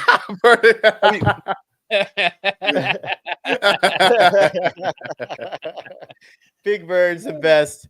He is the best. So yes, Rafa. Let's Yeah. get to the good shit, Zach. Let's get to the Let's good part. go. Let's go. Thank you for hanging College in there. football is here. Week 1 is finally here, and we already have a banger to start off the year. Got number 1 Texas going into number 3 Ohio State. Ohio State's now favored by 1. Line has dropped over under 47.5. Rafa, I know you think Texas is going undefeated, but this Can we get a I- siren? I need a I- siren. I need ambulance. Come I on, do man. think- I do think Texas is undefeated. I think Texas does go undefeated. I do regular season anyways, or at least I think they go undefeated until they get to Georgia. And Georgia, I know, you know, Eddie hates how much I love Georgia all the time because of Kirby do. Smart. and he hate it. hates their white quarterbacks I and all hate of it. that. And all of that. All- But basically, Kirby has Sarkisian's number at this point, right? Beat him twice last year. So I think Texas, I said it early, I think they can go undefeated regular season, but they do go into Georgia later in the year, which I think will be a tough matchup. Oh, yeah, I mean, yeah. So, Always. but Eddie Money, you're skipping Thursday night, man. You jumping right into the good stuff. My bad. A little We got eager. plenty of games. We got plenty of games tomorrow night, and we got some we got some group of 5 stuff. We got Boise on the road at South Florida tomorrow night. Minus 5.5, lined open at 6.5. So that's on the road in Tampa. Boise basically, to me, they're set up to be the group of 5 representative for Every year. Every year, although they're moving to the Pac-12. And I was talking about this the other day with CJ. Is the Pac-12 going to get a fucking playoff bid like if they were the Pac-12 of old? And I don't know if they shouldn't. And I don't think they should. But I think Boise is one of those schools that'll be set up to always be that group of 5 team. Like we may once in a while get some, random Nevada run or some coastal. Well, Carolina. not UNLV, like everyone definitely thought. not UNLV. But tomorrow night, Boise on the road. I think Boise wins that game, and I think they cover it. I'm going to blue chip Boise State tomorrow night on the road in South Florida. 2:30 Pacific Standard Time kickoff for that game, by the way. So 2:30. So before you get home from work, Eddie Money will barely be waking up. Oh my god! You got a game on tomorrow, 2:30 Pacific Standard Time. I'm going to take Boise State minus 5.5. I think Boise's going to set that tone early for those group of 5 teams. I think, when we look at it, Boise probably has the chance to probably go undefeated if we look at their schedule or close to undefeated. And if you watch that quarterback, sorry to interrupt you, Robert. That quarterback was a baller. It's just he's coming back, right? They got a player. They got a player quarterback. They have players, and they have one tough game on the road at Notre Dame. And by that time that game comes, Notre Dame will probably still be undefeated. It'll be an undefeated matchup there in early October. And then from there on, Boise's just going to roll out with maybe that only loss of the season. And so Boise is probably going to be your Power 5 team, I believe, this year. So they kick off tomorrow. That's the first game tomorrow. The first game of week 1 of college football, Boise State at South Florida. So that's one. You have also tomorrow night, you have some Big Ten teams playing. You have Minnesota hosting Buffalo. Lions 18. I'm just going to give you what I've seen. All the sharps, money is on Buffalo at 18 right now. So you can very well see that line drop to 17, 17.5, maybe 16.5, because all the early money is on Buffalo. Sharp money in Vegas is on Buffalo, so keep an eye out on that game. If you need an extra game, maybe you're doing a 2-team teaser, you need an extra game, just keep in mind the sharp money right now is on Buffalo. We got a friend in Minnesota, Logan Loya, who was at UCLA last year. So he'll be he's a receiver there at Minnesota. Oh, yeah. So keep an eye out for him. But over under touchdowns. A half? Oh, for him, I probably half plus a bunch of money. Because I think he's that third option there. So yeah, baby. But keep an eye out tomorrow. Keep an eye out tomorrow for Buffalo. Oklahoma State also in action tomorrow, minus 20.5. A Big 12 team facing a UT Martin team that isn't very good. Oklahoma State's at home.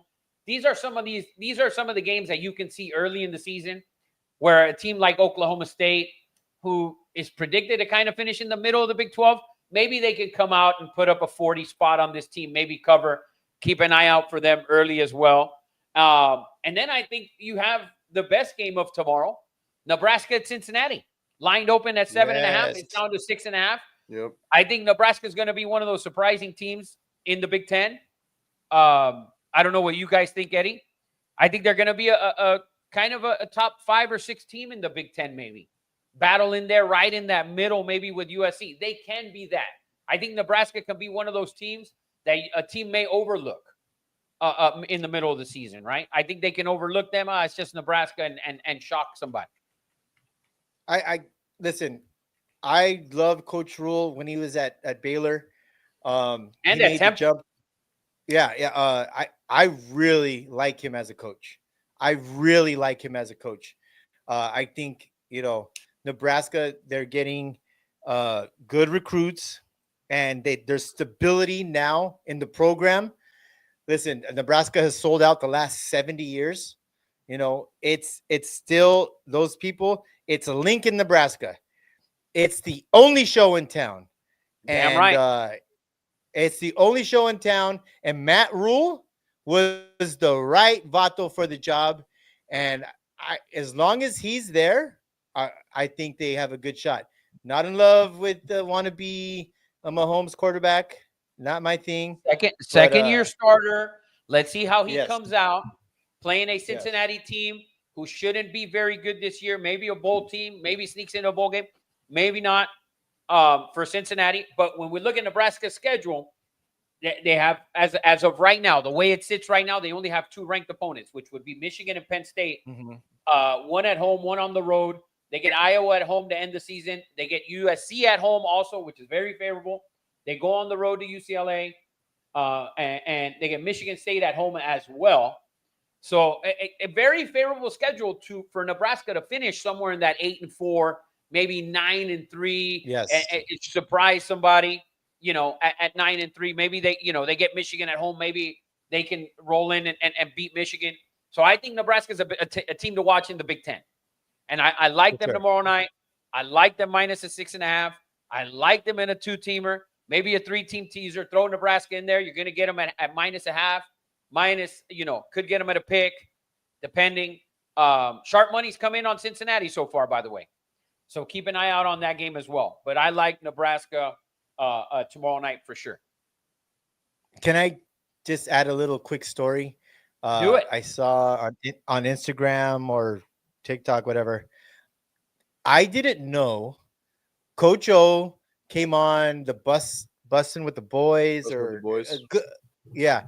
And I didn't know this, that Joe Burrow, when he left Ohio State, it was down to 2 teams.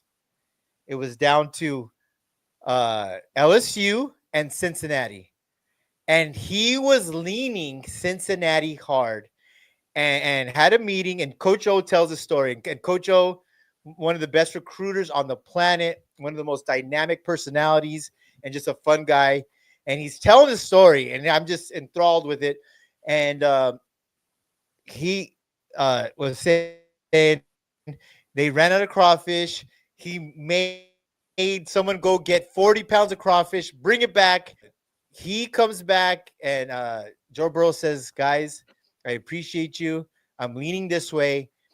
I don't want you to contact me till Thursday. It was like 3 or 4 days. And Coach O was like, I'm a competitor, man. There's no way I wasn't getting a hold of him. So I made the back door with his brother, and I told his brother, this and that, and he's going on, and he convinced. And by the way, he's like, I got these 2 receivers, Justin Jefferson and Jamar Chase. He's going to love. Joe Burrow at LSU was this close to never happening. And Coach O, the dog that he is, and he should be a head coach. I hope he gets the job back at LSU when they fire freaking jackass, whatever his name is. Brian Kelly. I'm a huge fan of Coach O. It was just a great story. I had never heard it. Dude, Joe Burrow at Cincinnati, is he the number 1 pick in the draft? Hell to the no, Rafa. Hell to the no. No. I don't know if you guys ever heard that story. I think it was freaking great. No. I think it was.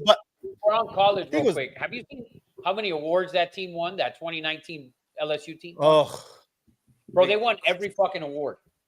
Dude, Jim Thorpe, Rolitnikov, Coach of the Year, Heisman, yada yada. Shit was endless.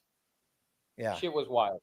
Pete Tap asked, We're just starting college right now. He asked for the blue chips. He said, "Are we going viral this season?" We better.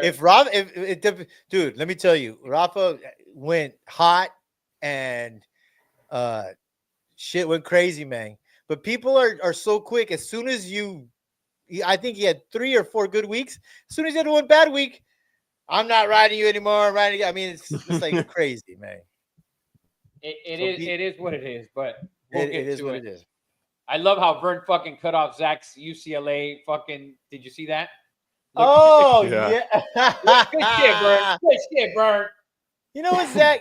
Zach is such a wishy-washy. So Zach, my He's such nephew, a bad fucking UCLA fan. 100%. Like he riding USC.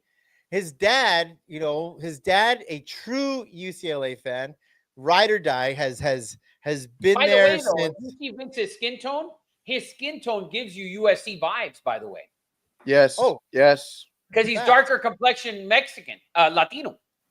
Oh no, he's 7-11 Isn't that wild? complexion.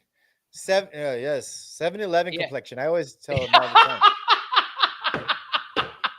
He is Sri Lanka, Nepal type shit. Vijay Singh. There you go. Matt asked about a game on Saturday. We'll get there in a little bit, Matt. So that was Friday. That's Thursday. That was Friday. That's Thursday.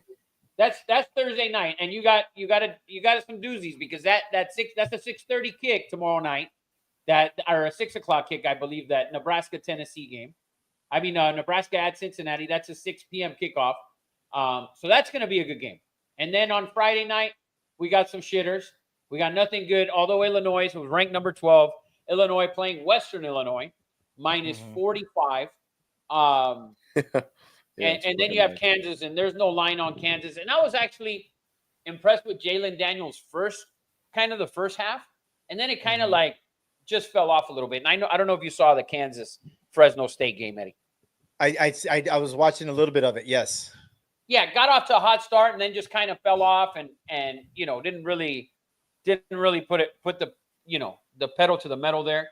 Yeah. I thought he could have had a really good performance and just thrown his hat into the ring just for the first week at least for some Heisman talk, just some early Heisman talk. Throw your hat in the ring, see what happens.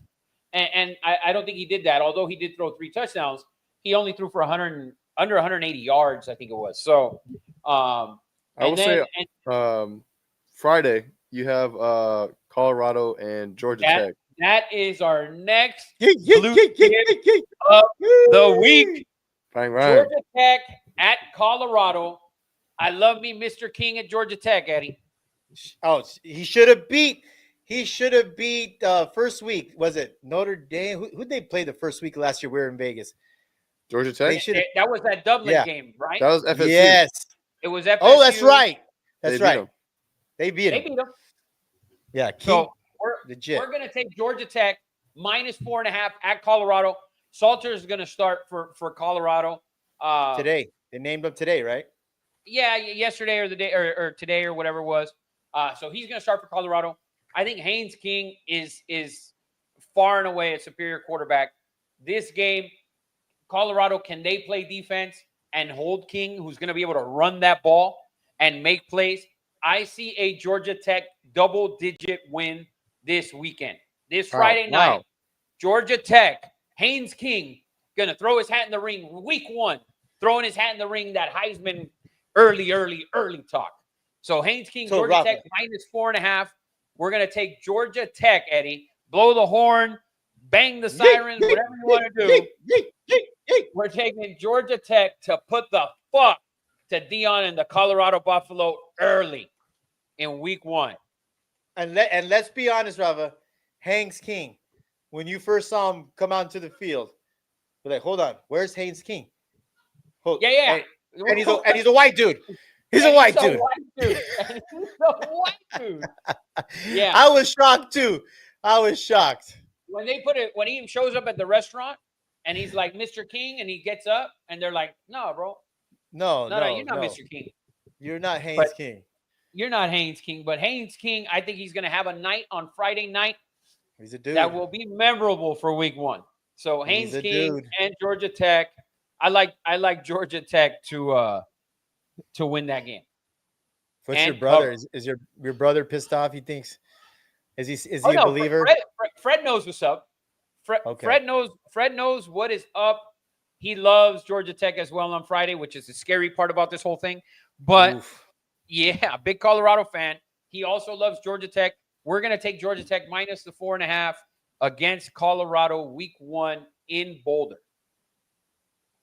So Love it. that is your Friday night. That is your Friday night blue chip. And then we got nothing good after that. San Jose State against Central Michigan. Nothing good after that. And then we get to Saturday morning, the one that kicks us off, which is crazy to kick off Saturday morning with So the two nuts. best, arguably, by the way, the two best teams in the country. I think these are the two best teams. 100%. Eddie thinks Penn Clemson- State is better than Ohio State. I know you think Penn State's better than Ohio State. It's not that I think they're better. I think it's like the solstice, the axis of the earth. It's like Penn State's time. That's all. Well, it's been Penn State's time, and then it's never Penn State's time. So No. This is they have the quarterback. They have the quarterback. They have the defense. They have the running backs.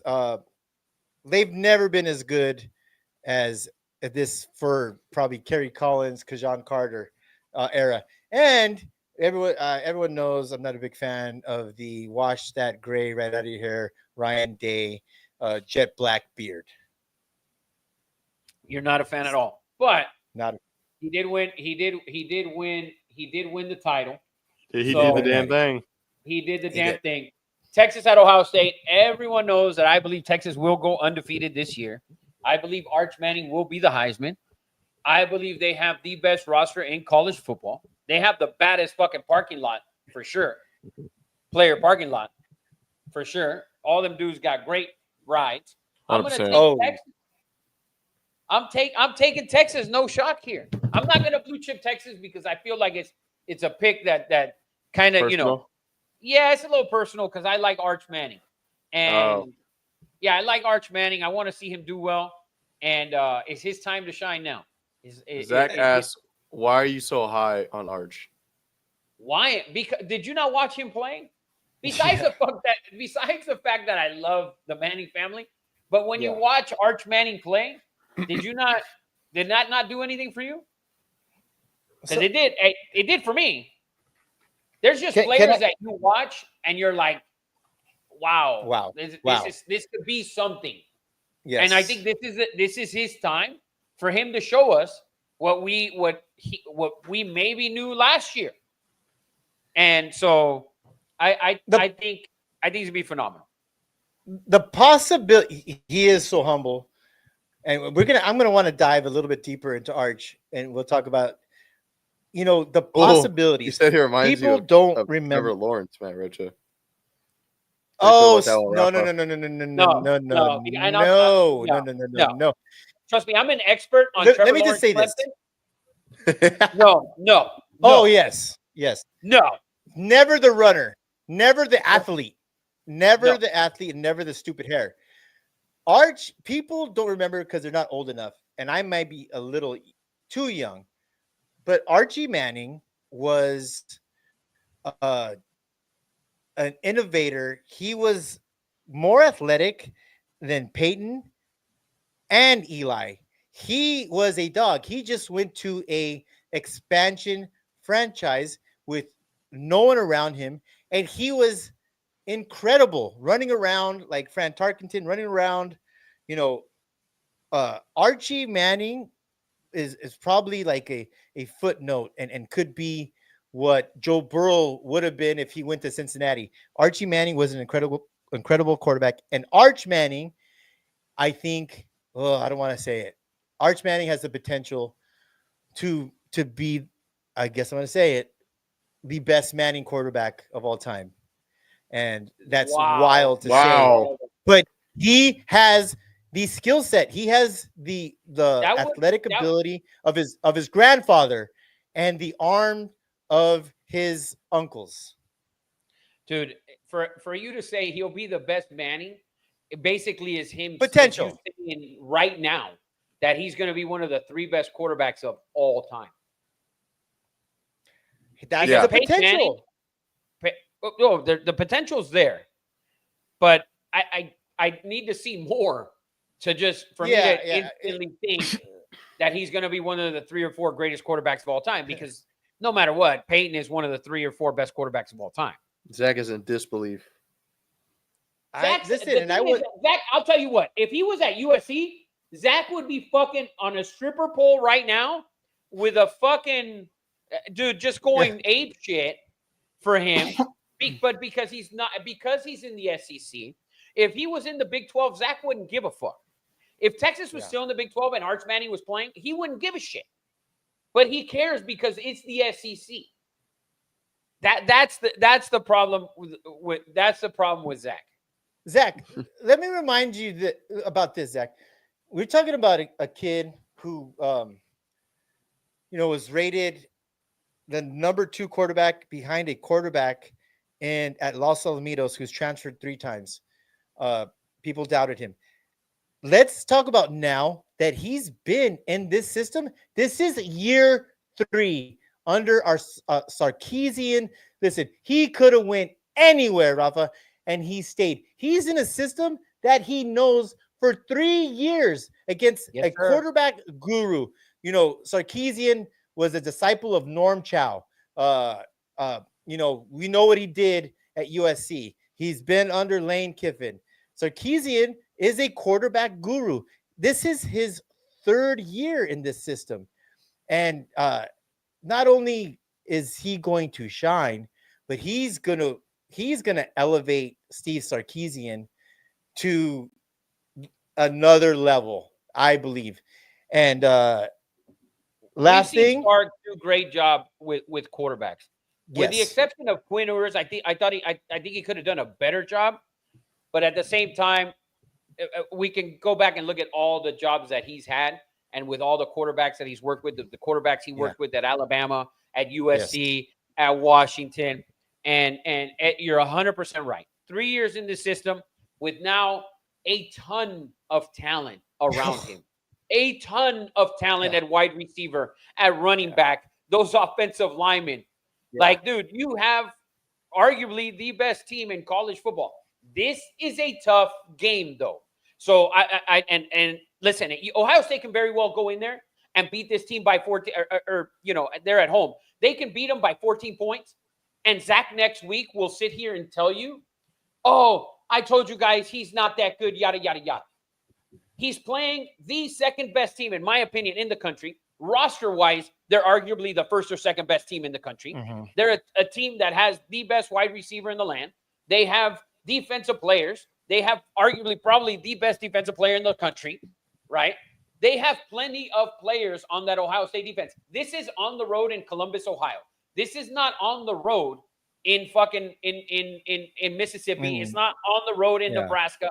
This is on the road in Columbus, Ohio, the reigning national champions. Okay? So this is not an easy game by any stretch of the imagination. But if he goes in there and wins the game, and he throws for 2 touchdowns and interception, he maybe runs for 80 yards, rushes for a touchdown, and wins the game 21-20. Okay, I don't want to hear from people like Zach, and we're going to get it, Eddie. Win or lose, no matter what, if that kid doesn't put up 4 touchdowns and 350 yards and rushes for 100, people like Zach will sit here and say, you guys were crazy, he's not that good.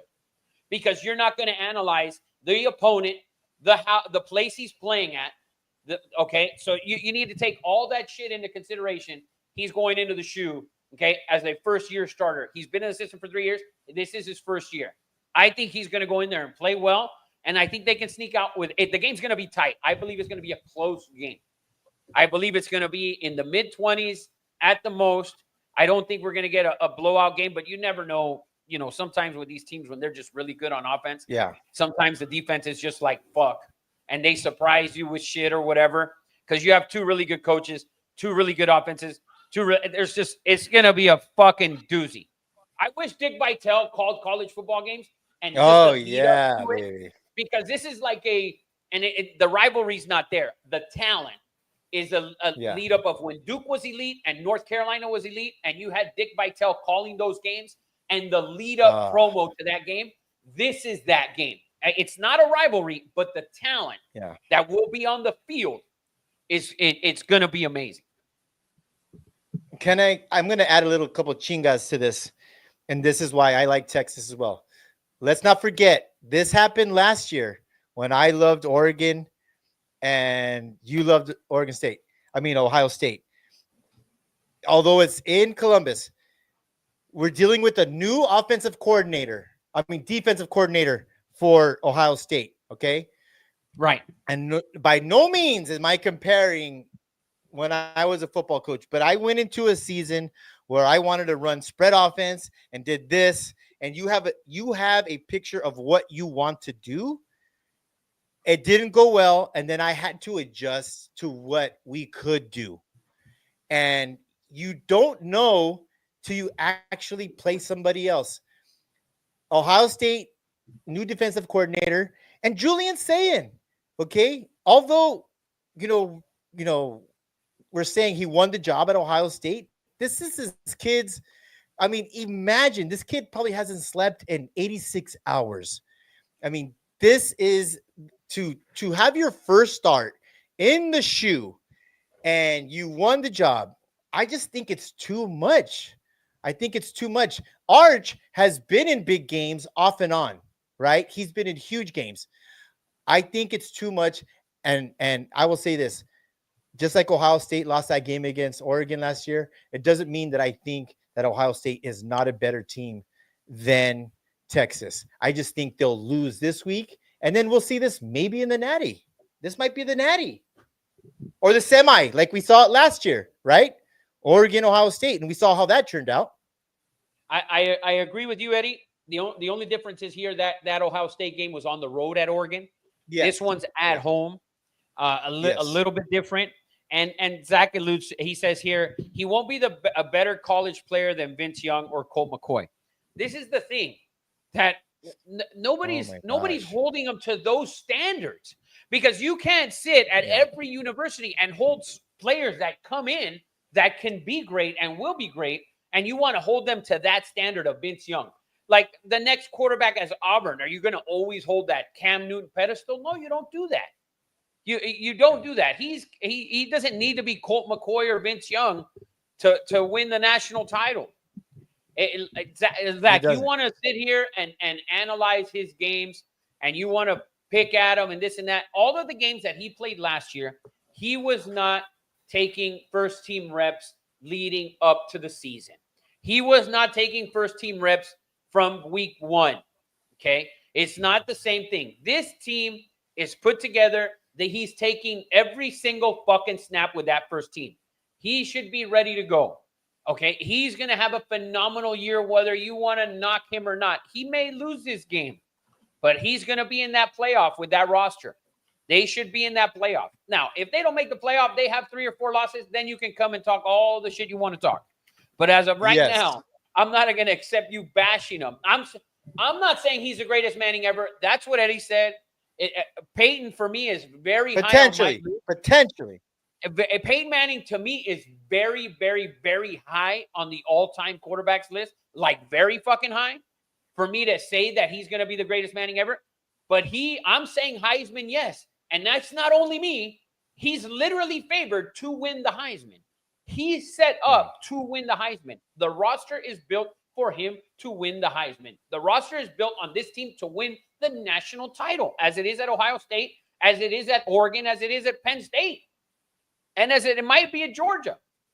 So it's expectations are all there. It's not like we're just throwing shit on the wall and we're calling Coastal Carolina to go 11-1 and get into the playoff. That's not what we're doing here.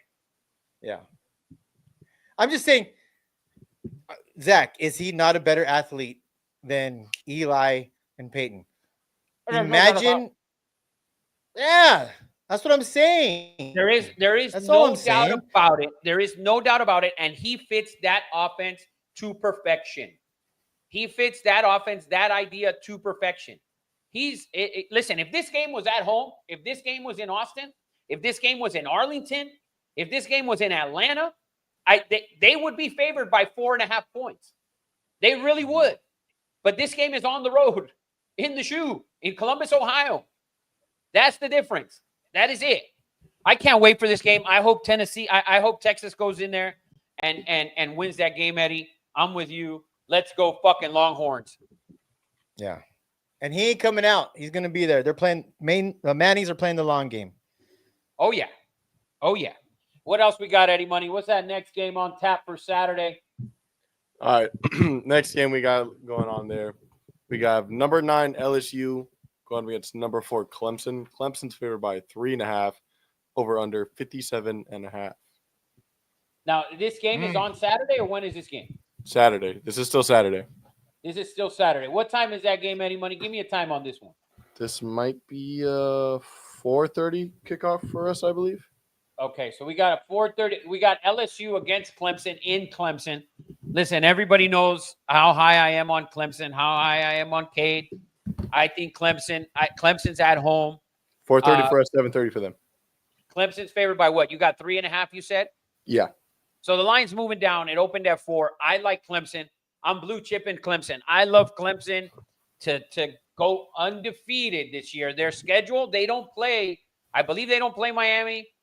And I don't believe they play SMU if we look at the schedule. So Clemson has a great chance to go undefeated this year.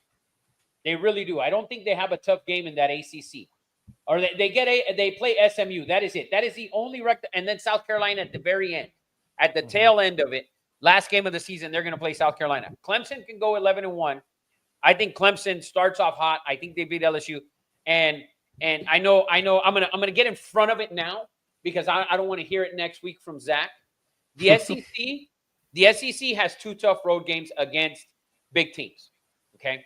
And when we look at some of the SEC, the Alabama goes on the road to Florida State. They're favored by 14. Tennessee is hosting Syracuse. They're favored by 14. And I think they're hosting that game, right? So I believe not so. very big lines. Those are losable games. Alabama, 14-point favorites. Florida State, we'll get to that. But so you're looking at it. Clemson, LSU. Clemson should win this game. Zach's going to go crazy. Oh, the SEC's always overhyped, always overranked, yada, yada, yada. I'm letting you know right now, Clemson's probably going to win this game by double digits. Letting you know, blue chip Clemson, minus 3.5. Go Tigers. Go Tigers. Go Tigers. And it's the Clemson Tigers. And it's the Clemson Tigers. Listen, Clemson has probably 2 top 5 first-round picks on the defensive line. We all know it takes time to gel on offense. Defense travels. Defense, see ball, tackle guy. I think Clemson defense just is overpowering. I love Nussmeier. I think he's going to be a great NFL quarterback. Why I don't like LSU is what I said earlier. I think Brian Kelly, although he has resurrected programs, to me, he's not genuine. I think he gets fired after this year because LSU has talent. I watched the Netflix or Hulu, whatever it was. They followed the SEC, and I saw the whole episode on LSU. It just cemented my opinions on Brian Kelly. And, he is tough on his guys. He's just not inspiring to me. And I like the Grudens. I like I love Dabo. And I think Brian Kelly is another one on the hot seat along with Lincoln Riley. And that's how I see it. And that's why I'm gonna give you something else, which is huge here. Okay. Since 2020, LSU week 1 has not won. They have not won. They played Florida State back-to-back years. They lost both of those. Okay. They lost to Mississippi State back in 2020. They lost to UCLA. They lost to USC last year. LSU week 1, Brian Kelly does not get them prepared to play these high-level games. You have all summer to get them ready. Brian Kelly has yet to do that. He has not got them ready. Okay, so he's lost now since 2020. We're going back. He's now lost 5 in a row or 4 in a row to start the season. And you know what the worst thing about that is, Rafa? You know what the worst thing about that? You're 100% right. Is that every time he loses first week, he doesn't say what you say. He blames it on the fucking players. He throws the players underneath the bus. He doesn't take responsibility for that shit. And that's why I'm bothered by it. Yeah, and he doesn't have them ready. And he had Jaden Daniels twice, lost to Florida State. And then you lose last year to USC in a game where Nussmeier threw for over 300 yards and he played well. Yeah. They lost that game to USC. So you've lost now. And so you lost twice to LSU, you lost to USC, and you lost to Mississippi State. Those are all 4 big time, whether you want to believe Mississippi State or not they're in the SEC. Those are 4 big time programs. You're now facing one of what everybody can say is one of the 5 best programs in the country for the last 10, 12 years, right? That's who you're facing. Elite. You're going on the road. We've seen Brian Kelly not get his team ready. The line at 3.5, it feels like it's free money if we're looking at all of this. It feels like Clemson is free money. And you have Cade, who will now be a 3rd-year starter in the system. So I like Clemson. With another top 10 receiver. In the draft. Top 10 receiver and that great defensive line with a coach who can get the guys ready to go. Clemson, all day, every day. Go Tigers. Go Tigers. Zach said, I like LSU. They might win the SEC. Wow. Did he just say LSU? Yeah. Oh, yeah. He said it. He said it. Wow. I like Nussmeier, but I do not like Brian Kelly. A little much. And Zach, you'll see when they lose this week, he'll be like, I don't know what else to do. Throwing his players under the bus. That quarterback came back. He didn't have to come back. That quarterback came back. Oh, yeah. I'm ready, baby. Let's go Tigers. And then going into another SEC game, we have number 8 Alabama on the road, favored by 13.5, going into FSU. Over under 50.5. We got to see how Florida State comes out, right? That was such a disappointing season. Eddie, how long before Norvell gets fired? Is it 5 weeks? Is it 6 weeks? How do they start? I don't like the Alabama head coach. You can't pay your defensive line like $6 million and not win games. I said it last year, and DJ didn't play well last year. And that's why Norvell got a fucking pass. And then Norvell got another pass and every assistant coach got fired. So now what? He better keep it close because like you, I think that job's too big for DeBoer in Alabama. Yeah, I think the job's too big. Whatever his name is. Yeah. And he's still going to get crushed by Alabama. And you think Alabama covers this, Eddie? I do. Okay. I mean, how do you not? Norvell is this? He's in over his head. I'm sorry. I agree. He had one good year with a great quarterback. Yes. Yeah. So we'll see. It's still a road game in Florida State. Yada yada yada. Let's see how the guys come out. I love Ryan Williams at Alabama, though. Yeah. That's a great fucking player. So we'll see. I'm not going to give a pick out on that game because I don't want to hear the homerism. Too early in the season for homerism. Yeah, Rafa, you have any games from Saturday you want to go into, or you want to go to the Sunday? Oh no, there's a game in the Big Ten, I believe. Let me look at. Can you look up the Big Ten schedule, Eddie Money? Yeah, give me a second. You guys do your thing. I'll be back in 45 seconds. The Oregon game? So we have UCLA. Oh, here we go. This is right under it. My bad. With Nico, starting the Nico era at UCLA at the Rose Bowl. They're hosting Utah. Utah's favored by 5.5. Utah struggled last year. Wow. Yeah, Utah's favored by 5.5. Over under 50 and a half. This is a Saturday night game at the Rose Bowl, 8 p.m. Will people make it to watch that game? We'll see. Because the Rose, I mean, Friday, Saturday night, maybe 8 p.m. People maybe make it out. UCLA has trouble getting fans there. Even has the students have trouble getting the students there. You're fucking 25 miles across LA, or 30 probably. But I like UCLA. I like UCLA plus the 5.5 because the quarterback I believe to be one of the elite quarterbacks in college football. So I'm gonna take UCLA plus 5.5 as a blue chip Saturday night. UCLA Bruins plus 5.5. That is your blue chip for Saturday. I like that. That's really good value, I think. I think it's great value. I think you 5.5 at home with an elite quarterback, what I believe to be an elite quarterback. Maybe the talent around him isn't elite, but when you have an elite quarterback who can do what he does, he can do less with more. So I like Nico and UCLA to cover the 5.5 at home. We'll see. It's early. We'll see how it goes. But I think they're going to be a surprising. I think they're going to be a surprising team this year, Eddie Money. UCLA. Yeah, I think so. I do too. I really do. They're you're hosting Utah on Monday night. I mean on Saturday night.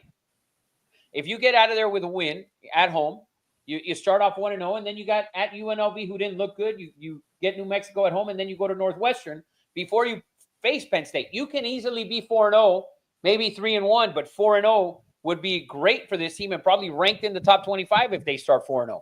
And like I said, to me, I think Nico's an elite quarterback in college football. And so we'll see how they do. But I like them plus the 5.5 at home. I think it's a great value bet for Saturday night. Wow. I really hope. Listen, I thought Nico was really good last year, and he was really good at Warren High School, probably 2 miles from my home.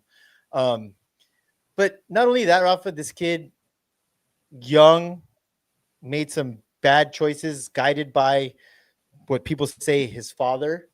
He has a lot to prove. He has a lot to reconcile with his reputation, and it's all about money. At 18, 19, 20 years old, and you get bad advice from people that love you and you trust, you got to give this kid a second chance. I think UCLA was the right spot. I'm a USC guy, but I'm pulling for UCLA. I really am. I'm pulling for this kid, man, because I agree with you, Rafa. I think they could be a surprise team, I guess is what I'm trying to say. Yeah, and 5.5 on opening night. They're at home. Hopefully the fans come out. Hopefully they get excited and understand how good this kid was last year, and how good he really is, and how much better he's going to make your program. And this is the first time that you've had an elite quarterback in a good while. Like, this is a quarterback that if it would have been in February or even in January, and he would have hit the transfer portal, he would have got tons of money, and a lot of teams would have come calling. Mm-hmm.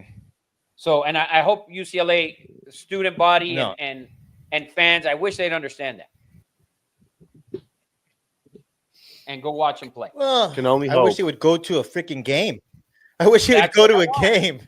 If you understand how good he is, if you understand how good he is and you can start to appreciate it, they start showing up. They will show up. Yeah.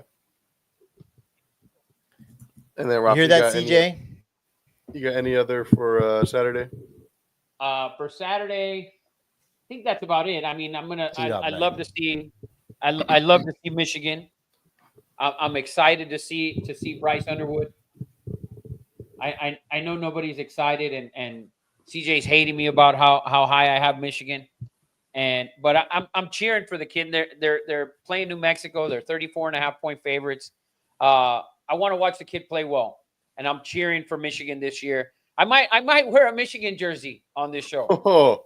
I might go out and get a jersey. Woo! I'm gonna do it. I'm gonna do it, baby. All right. Well, then heading into Sunday games, we got a lot of expectation, right?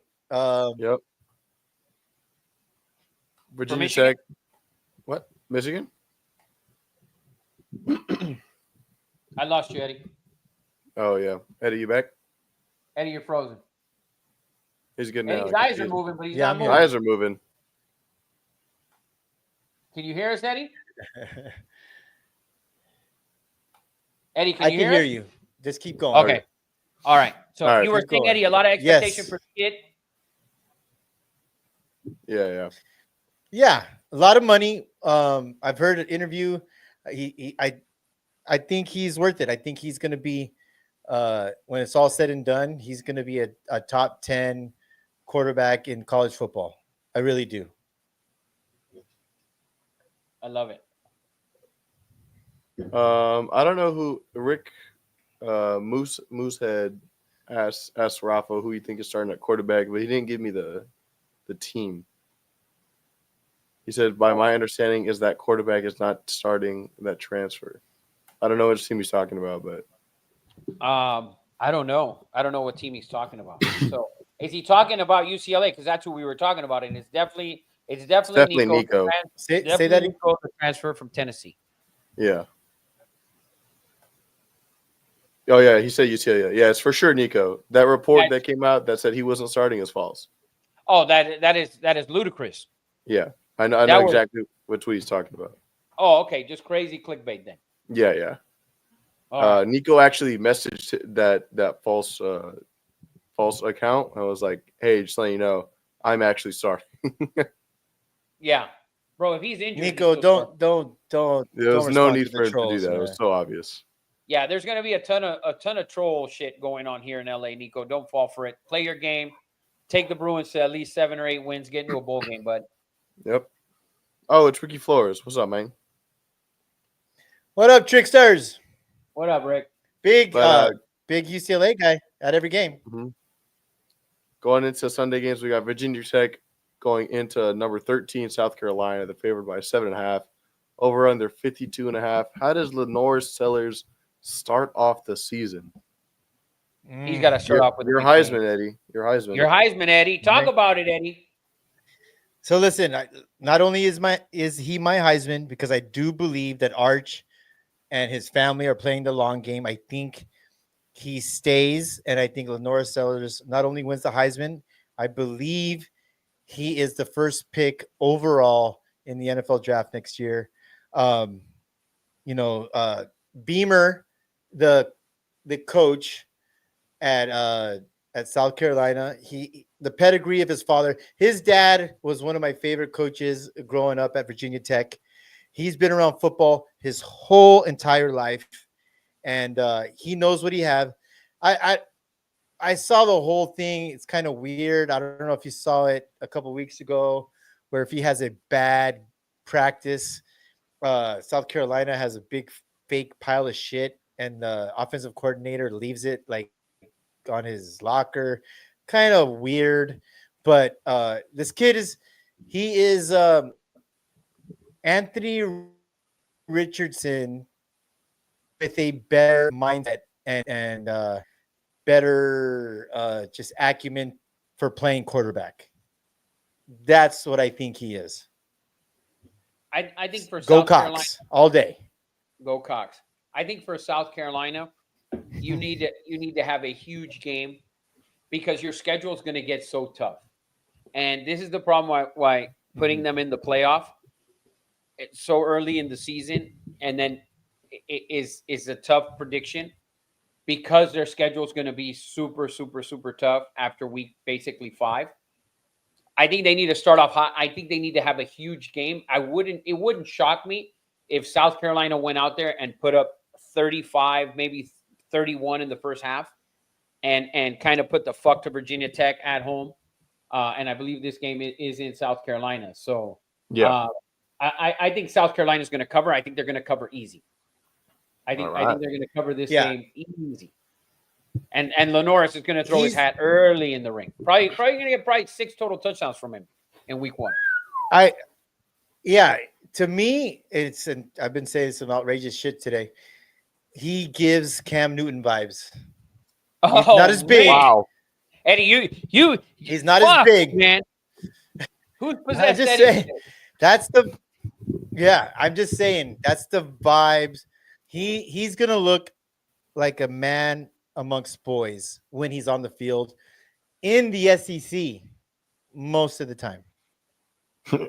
Yeah, he's a big guy, 6'3", 240. Yeah, Who can That's a throw the big ball and mofo. run the ball, run with Yeah. power. A very, very, very Cam Newton-esque, Eddie. A very, Yeah. very, very great analogy there. So let's see what he does. I think he's going to have That's a huge the night. vibes. I think he's going to have a huge afternoon on Sunday. And I think they cover, Eddie Money. I think they can win that game. So does Matthew Rocha. He thinks the same. Then Sunday night game And right Chris- after that, Chris Steinman. we have number 6 Notre Dame favored by 2.5 going into Miami. Number 10 Miami over under 49.5. Your boy Carson Beck. I know. I know. I was in the team store the other day when I was in Miami. There was a Carson Beck autograph helmet right behind the thing. I was tempted to purchase it. Oh my God. Oh, what, Yeah. It wasn't in the bathroom as a toilet. I was tempted to purchase it. I was tempted to purchase it, but I wasn't going to be able to fly home with it, and I didn't want to wear it. So I didn't purchase it. But That was Could have used that instead of a neck pillow. this game, I think this is the game of the two universities. With Notre Dame had last year kind of finally lived up to the expectation that they have every fucking year of threatening to win a national title. And I feel like for the last handful of years, we've kind of gotten this thing from the media and from everybody, preseason polls and all that Notre Dame, Miami, that they're going to be good. It's just like, and so this is kind of like, I think it's like those two universities that we feel should be better than what they are. And at the end, they always disappoint, whether it's one loss or two losses to some garbage ass team or whatever. So I feel like that is that game. This is that game of those two universities. But I think Notre Dame kind of maybe got past that last year. They have an exceptional head coach. They have the advantage at running back. They have the advantage of head coach. Quarterback, not so great, though. How good can Carson Beck be? How good can Miami's defense be? I don't know. I'm going to give a slight edge to Notre Dame here, though. On the road in Miami on Sunday night. But I think I'm going to give them a slight edge. I think they win that game. I think Notre Dame wins that game. I will be cheering for Miami though, but I do think Notre Dame wins that game. Yeah, I know you didn't watch this, but Marcus Freeman went on your guys' podcast, the one that you love so much, Ryan Clark. I really think that Marcus Freeman, this is where it edges out. First of all, I don't like Carson Beck, the ugly factor. You know how I feel about ugly quarterbacks. They're never elite. And then second of all, we've seen Cristobal and his time management issues. Can he recruit? Is Miami a great program, and is the talent pool incredible? Yes, but Marcus Freeman is building something very, very special at Notre Dame, and like USC has the number one recruiting class in 2026. I think Notre Dame already has the number one recruiting class verbaled in 2027, and I think he's just it won't be too long till Marcus Freeman is a coach in the NFL. I think he's doing special things. And then you talk about talent-wise, the running backs. Notre Dame is always going to get what Stanford used to get, that 4.4 student that is disciplined at O-line. They're going to be physical in the run game. I think the quarterback is not going to have to do much. They're going to pound the ball. And Miami, I think they're going to be good. But I think Notre Dame and Marcus Freeman are going to outclass Miami. I really do. Oh yeah. Damn, you heard it here first. Matthew Rocha also agrees. And he agrees. He thinks always that Carson Beck looked like a loser. I'm not saying he looks like a loser. I'm just saying he's ugly. He looks like Lurch. And if you guys don't know my theory on quarterbacks, when I'm picking Super Bowl, national championship, I'm picking a guy raising a trophy. And if he's cross-eyed with bad teeth, I can't imagine it. I think, I want my quarterback to be prom king. I want my quarterback to be a stud. And we've seen, you know what? The crazy thing is, I looked back a week and a half ago and I looked at Carson Beck's stats at Georgia. They're actually really good. Like, he put up some big numbers at Georgia. He probably should have stayed. He was at Georgia.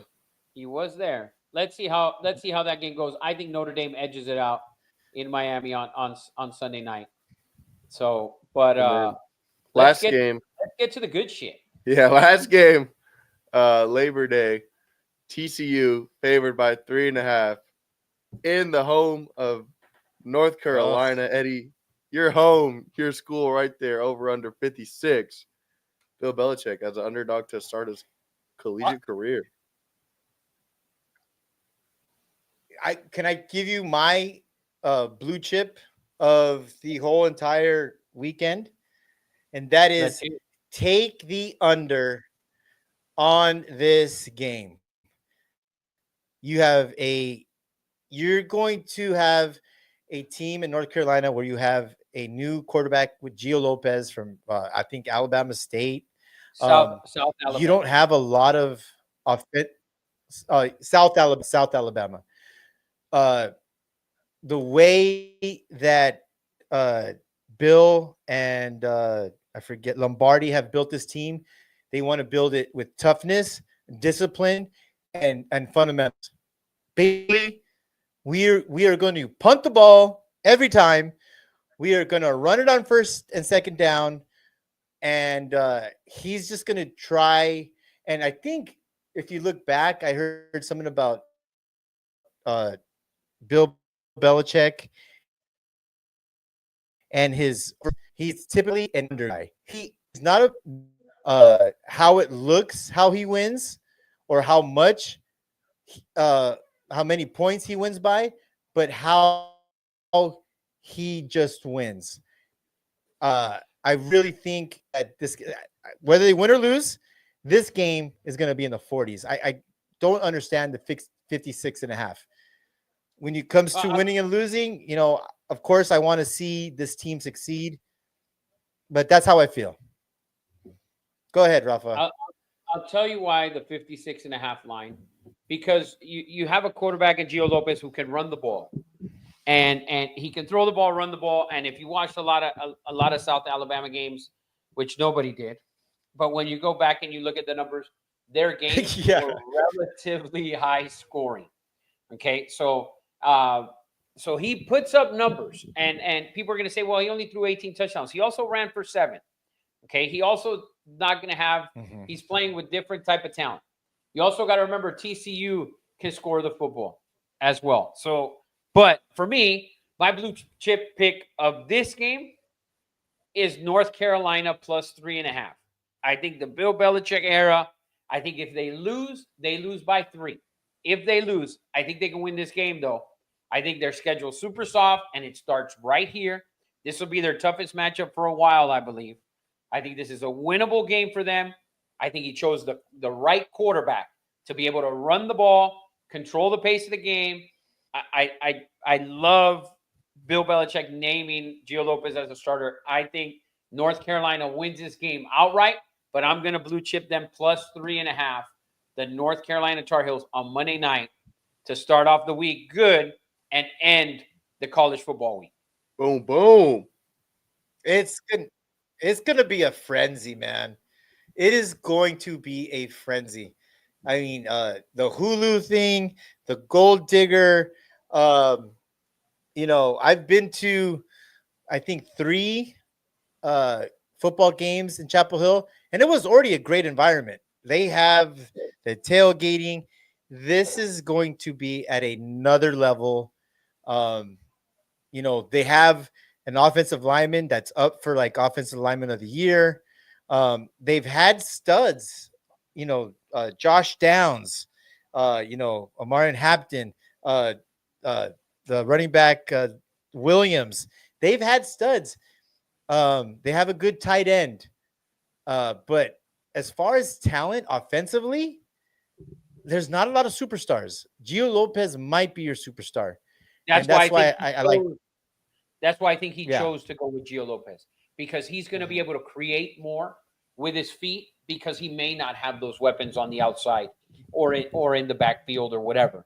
Mhm. But I want to go back to something you said when you were talking about North Carolina, where Bill Belichick is just worried about winning games, right? And yes and no, because we know that in college football, and it's about how you win games. It's about winning games and how you win them, right? So Bill Belichick can't afford, and he'll learn it eventually, right? Because he can sit there at 7-0, but if he's barely beating Charlotte University by 10 points when he's favored by 30, the committee will look into all that. They're not going to look that they were favored by 30, obviously. They, at least Yeah. publicly, they're not going to say it. But if you barely beat Charlotte University by 10 points when you should have beat them by 30 or 25, that's going to be the difference that I think he's going to have to get used to. Because at the end of the day, the voters, when it comes down time to vote and so on for playoffs and rankings and yada, yada, yada, et cetera, they want to see impressive wins, especially against bad teams. So that I just wanted to throw that in there. Something that he's never had to worry about. He's never had to worry about it, and Right? now he will, and he's going to Yeah. learn that. And hopefully he doesn't learn it the hard way, where he's sitting there at 8-0 and he's still ranked fucking 21st in the country, something ridiculous like that, because he's barely winning games. So which hopefully they're 8-0. Hopefully they can get to that point, right? North Carolina for me is one of those teams, and I said it the other day. It doesn't shock me if they were, 10-2, 9-3, or 7-5. Like they can be anywhere, and it can just be, and it can 7-5 to me. If they were 7-5, people are going to say it's a disappointing season because their schedule was soft. But it's 7-5 with a team that's not loaded with weapons, right? So, but a 10-2 would be phenomenal because their record is so soft. So I think North Carolina, I think you'll be happy, Eddie, this year. I think they're going to have a great season. I believe they are. So I believe they are. let's end on this. Okay, because we saw what Deion Sanders did for college football 2 years ago with, Warren Sapp, Terrell Owens on the sideline. It was like USC back in the early 2000s. Do you think you're going to see the Lawrence Taylors, the Julian Edelmans, the Gronks? Do you think it's going to be star-studded like that in Chapel Hill? And also, not on the sideline. you don't think he's going to do what Deion did? No, it's not Bill's type of thing. He's fucking copywriting Gold Digger. That's different, Eddie. That's different. That's different. Because the chick that he's with, she's kind of going Khloe Kardashian when she was with Lamar, and she was running a bunch of shit off the side and running things through the Lakers, and they were allowing her to do shit, after game, before games, on the sidelines, all sorts of shit, right? So the girl's kind of getting into that realm a little bit. I don't think they're going to have Gronk on the sideline, because Gronk is a overpowering human, right? Like, people see Gronk and there's excitement. I don't think Bill wants that distraction on his sideline. Like Lawrence Taylor, maybe Jeff Saturday, but Jeff Saturday, 100%. Jeff Saturday, like a Gronk type player. I don't think you want that on the sideline, because Gronk's a fucking party animal. Gronk thinks he's still fucking 21.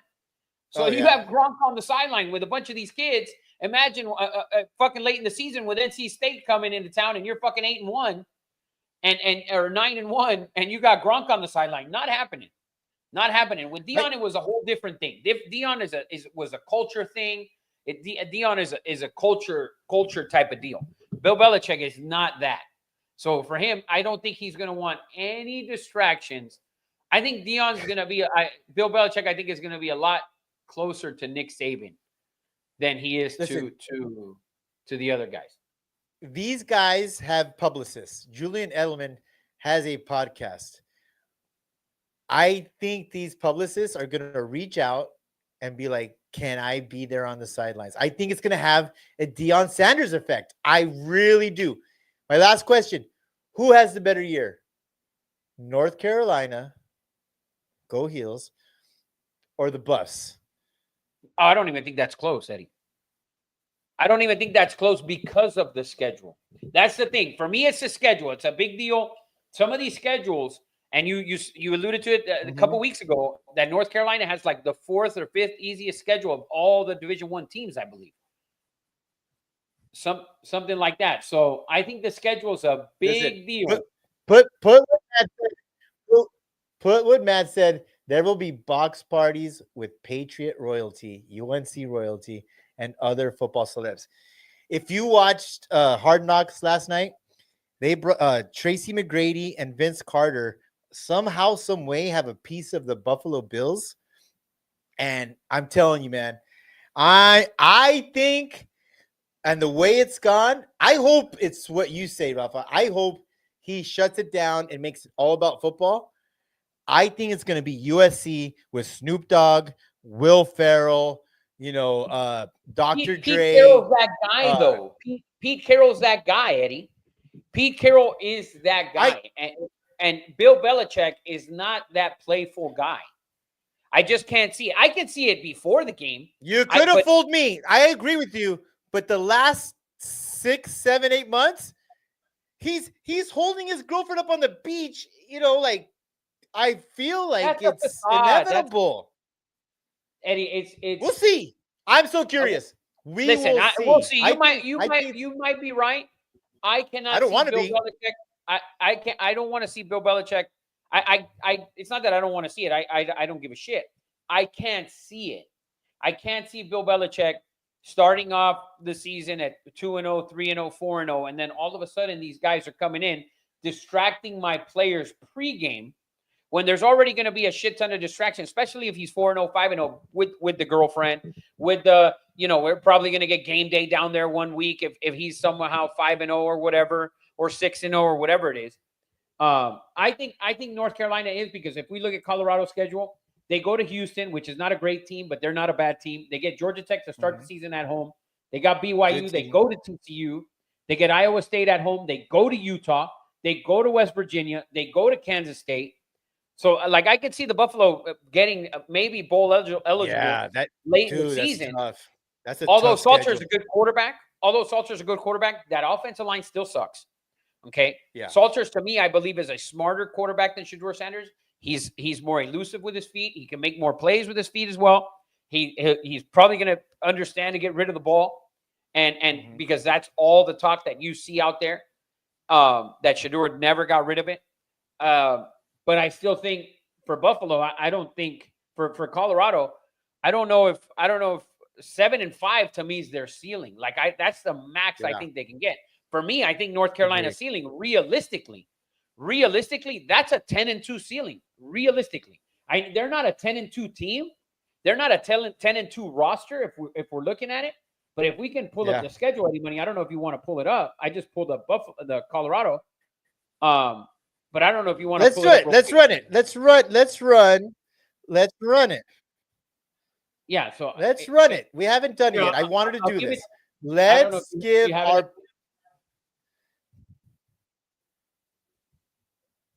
So I have it here, Eddie. So week 1 is TCU at home, which I think they're going to win that game. They go to Charlotte on the road. They go, and then they get Richmond at home. So if they win week 1, they're automatically 3-0, right? You go to Central Florida, which isn't Central Florida of years past, right? But can also be, so we can easily go into week 5 of this season on at the end of September, right? Or the beginning of October. And we can have game day in North Carolina against Clemson. We can literally have Herb Street, all these guys, okay, against Clemson with a 4-0 North Carolina team. After that Clemson game, Eddie, you go to Cal on the road. You get Virginia at home. You go to Syracuse. You got Stanford at home. You go to Wake Forest, could maybe surprise you. And then you have Duke at home and then at North Carolina State, both rivalry games right down the road. Holy shit. This team looking at it, is a 9-3, 10-2 team. Basically, the roster is not a 10-2, 9-3 roster, but the schedule is yelling 9-3 to me. It really is, and it wouldn't be shocking. And I know this because my son's been there for almost 6 years. They've played Clemson in the last 6 years when they sucked. They've almost upset them twice. For some Right, and this reason, year they you're gonna played get 'em at home. Clemson tough. Can you Yeah. imagine going into that game and both teams maybe at 4-0? Can you imagine all the hype around that game? ESPN will be there. I mean, it'll probably be on ABC if they're both 4-0. That'll be an ABC fucking a 4:30 kick, maybe a 7:30 Eastern time kick, something like that. Man. I mean, it's very easy to see with this team. I cannot see that in Colorado's schedule, period. Like just looking at it, I can't see them even starting 4-0, 5-0, or even being 7-5 at the end of the year. So for me, I think North Carolina, I think Bill Belichick will have a better, and he needs to take advantage of it this year, because the schedule next year will be a lot tougher. They don't have SMU on the schedule. They don't have Georgia Tech. They don't have Miami. So the only team that they're facing as of now that's ranked is Clemson. You get Stanford, who's god awful. I mean, listen, 9-3 it is not going to be a shock. But like I said earlier, 7-5 wouldn't shock me either because of the roster. So, but I think they win more games than Colorado. Go Heels, man. Oh yeah, no. If we get if the Tar Heels are somehow 5-0 and beat Clemson, this show is gonna be fucking insane. Matthew Roach is gonna be in the chat 2 hours before the show starts in a North Carolina Tar Heel song. Yeah. I mean, Eddie's gonna fucking do it in a singlet, one of Sonny's singlets. Yes, fits into already. 1,000%. Fucking Eddie's gonna look like fucking AC Slater sitting there in his fucking office doing his thing. If North Carolina's sitting at 5-0 and Clemson at 4-1, I'll tell you. Oh yeah, that should be a thing, Eddie. Actually, we should do that. If North Carolina starts 5-0, you should do this thing in a singlet. I will do one. Yes, I will do it in a North Carolina singlet, and actually, I won't look like chorizo. Like, I think I weigh less than Sonny right now. Actually, I believe you do. I believe very you do possible.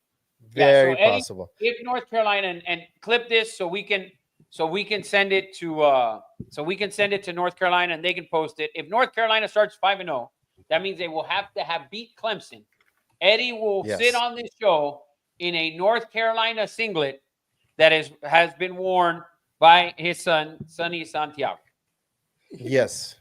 So pumped for that. Let's go fucking North Carolina. And I will do it with a smile on my face. That'll be fucking awesome. And then you will have to say that Bill Belichick is the best football coach of all time, not Nick Saban. Oh man. Listen, if Bill gets his team into the playoff and somehow wins the game in the playoff, holy cow. I'll tell you, if Bill gets his team in the playoffs and he wins the game in the playoff, I will put him as need number one.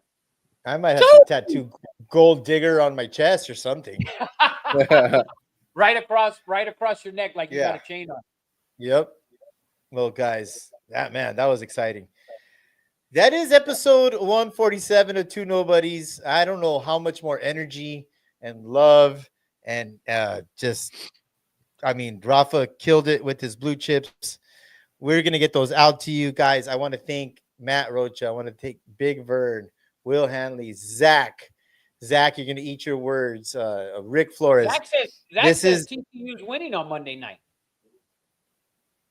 You know what we need to do, Rafa, is that in 2 years, TCU, North Carolina in Scotland, and we need to go play St. Andrews and go to that game. How about that? That would be wild. How about that? So that'll be fucking wild. Yeah. Any last words to the people? Yeah, I'll just do a quick recap of blue chips. Since those who made it to the end, you get the Yes. the joy of hearing it all in one shot. So to start off, college football week 1, we got Boise State -5.5, Georgia Tech -4.5, Clemson -3.5, UCLA +5.5, and North Carolina +3.5 on Monday. Make sure to get your wagers in and spread it up. Yeah. And don't forget, did you have one for NFL Thursday? Oh yes. And for early week 1 of NFL, Thursday night football, Cowboys and Eagles over 47.5. So we got you covered for I a love full it. week. We'll be back next week for NFL week 1 and official full pod for that one. And, Yeah, and, these shows, and when these shows are going to get a yeah. lot longer. Yeah. and So when these shows are everybody gonna Rafa get, get a goes, everybody lot get their popcorn, get pen and notepad, make Yes. sure to have it out. when Rafa goes 7-0 this week, Oh, don't do that. call your friends. Call. He would go 6-0. He can't go 7-0 on 6. Come on, man! I love it. I fucking love it. It's gonna Hopefully, be we on. have a winning Folks, record. Hopefully any we last have a words? winning- That's all, man. Good, man. That's it, man. Hopefully, we have a good week. All right, Enjoy man. the weekend. Thanks, Great everyone. game. We'll see you Let's do guys it. next week. Yes. Go Heels.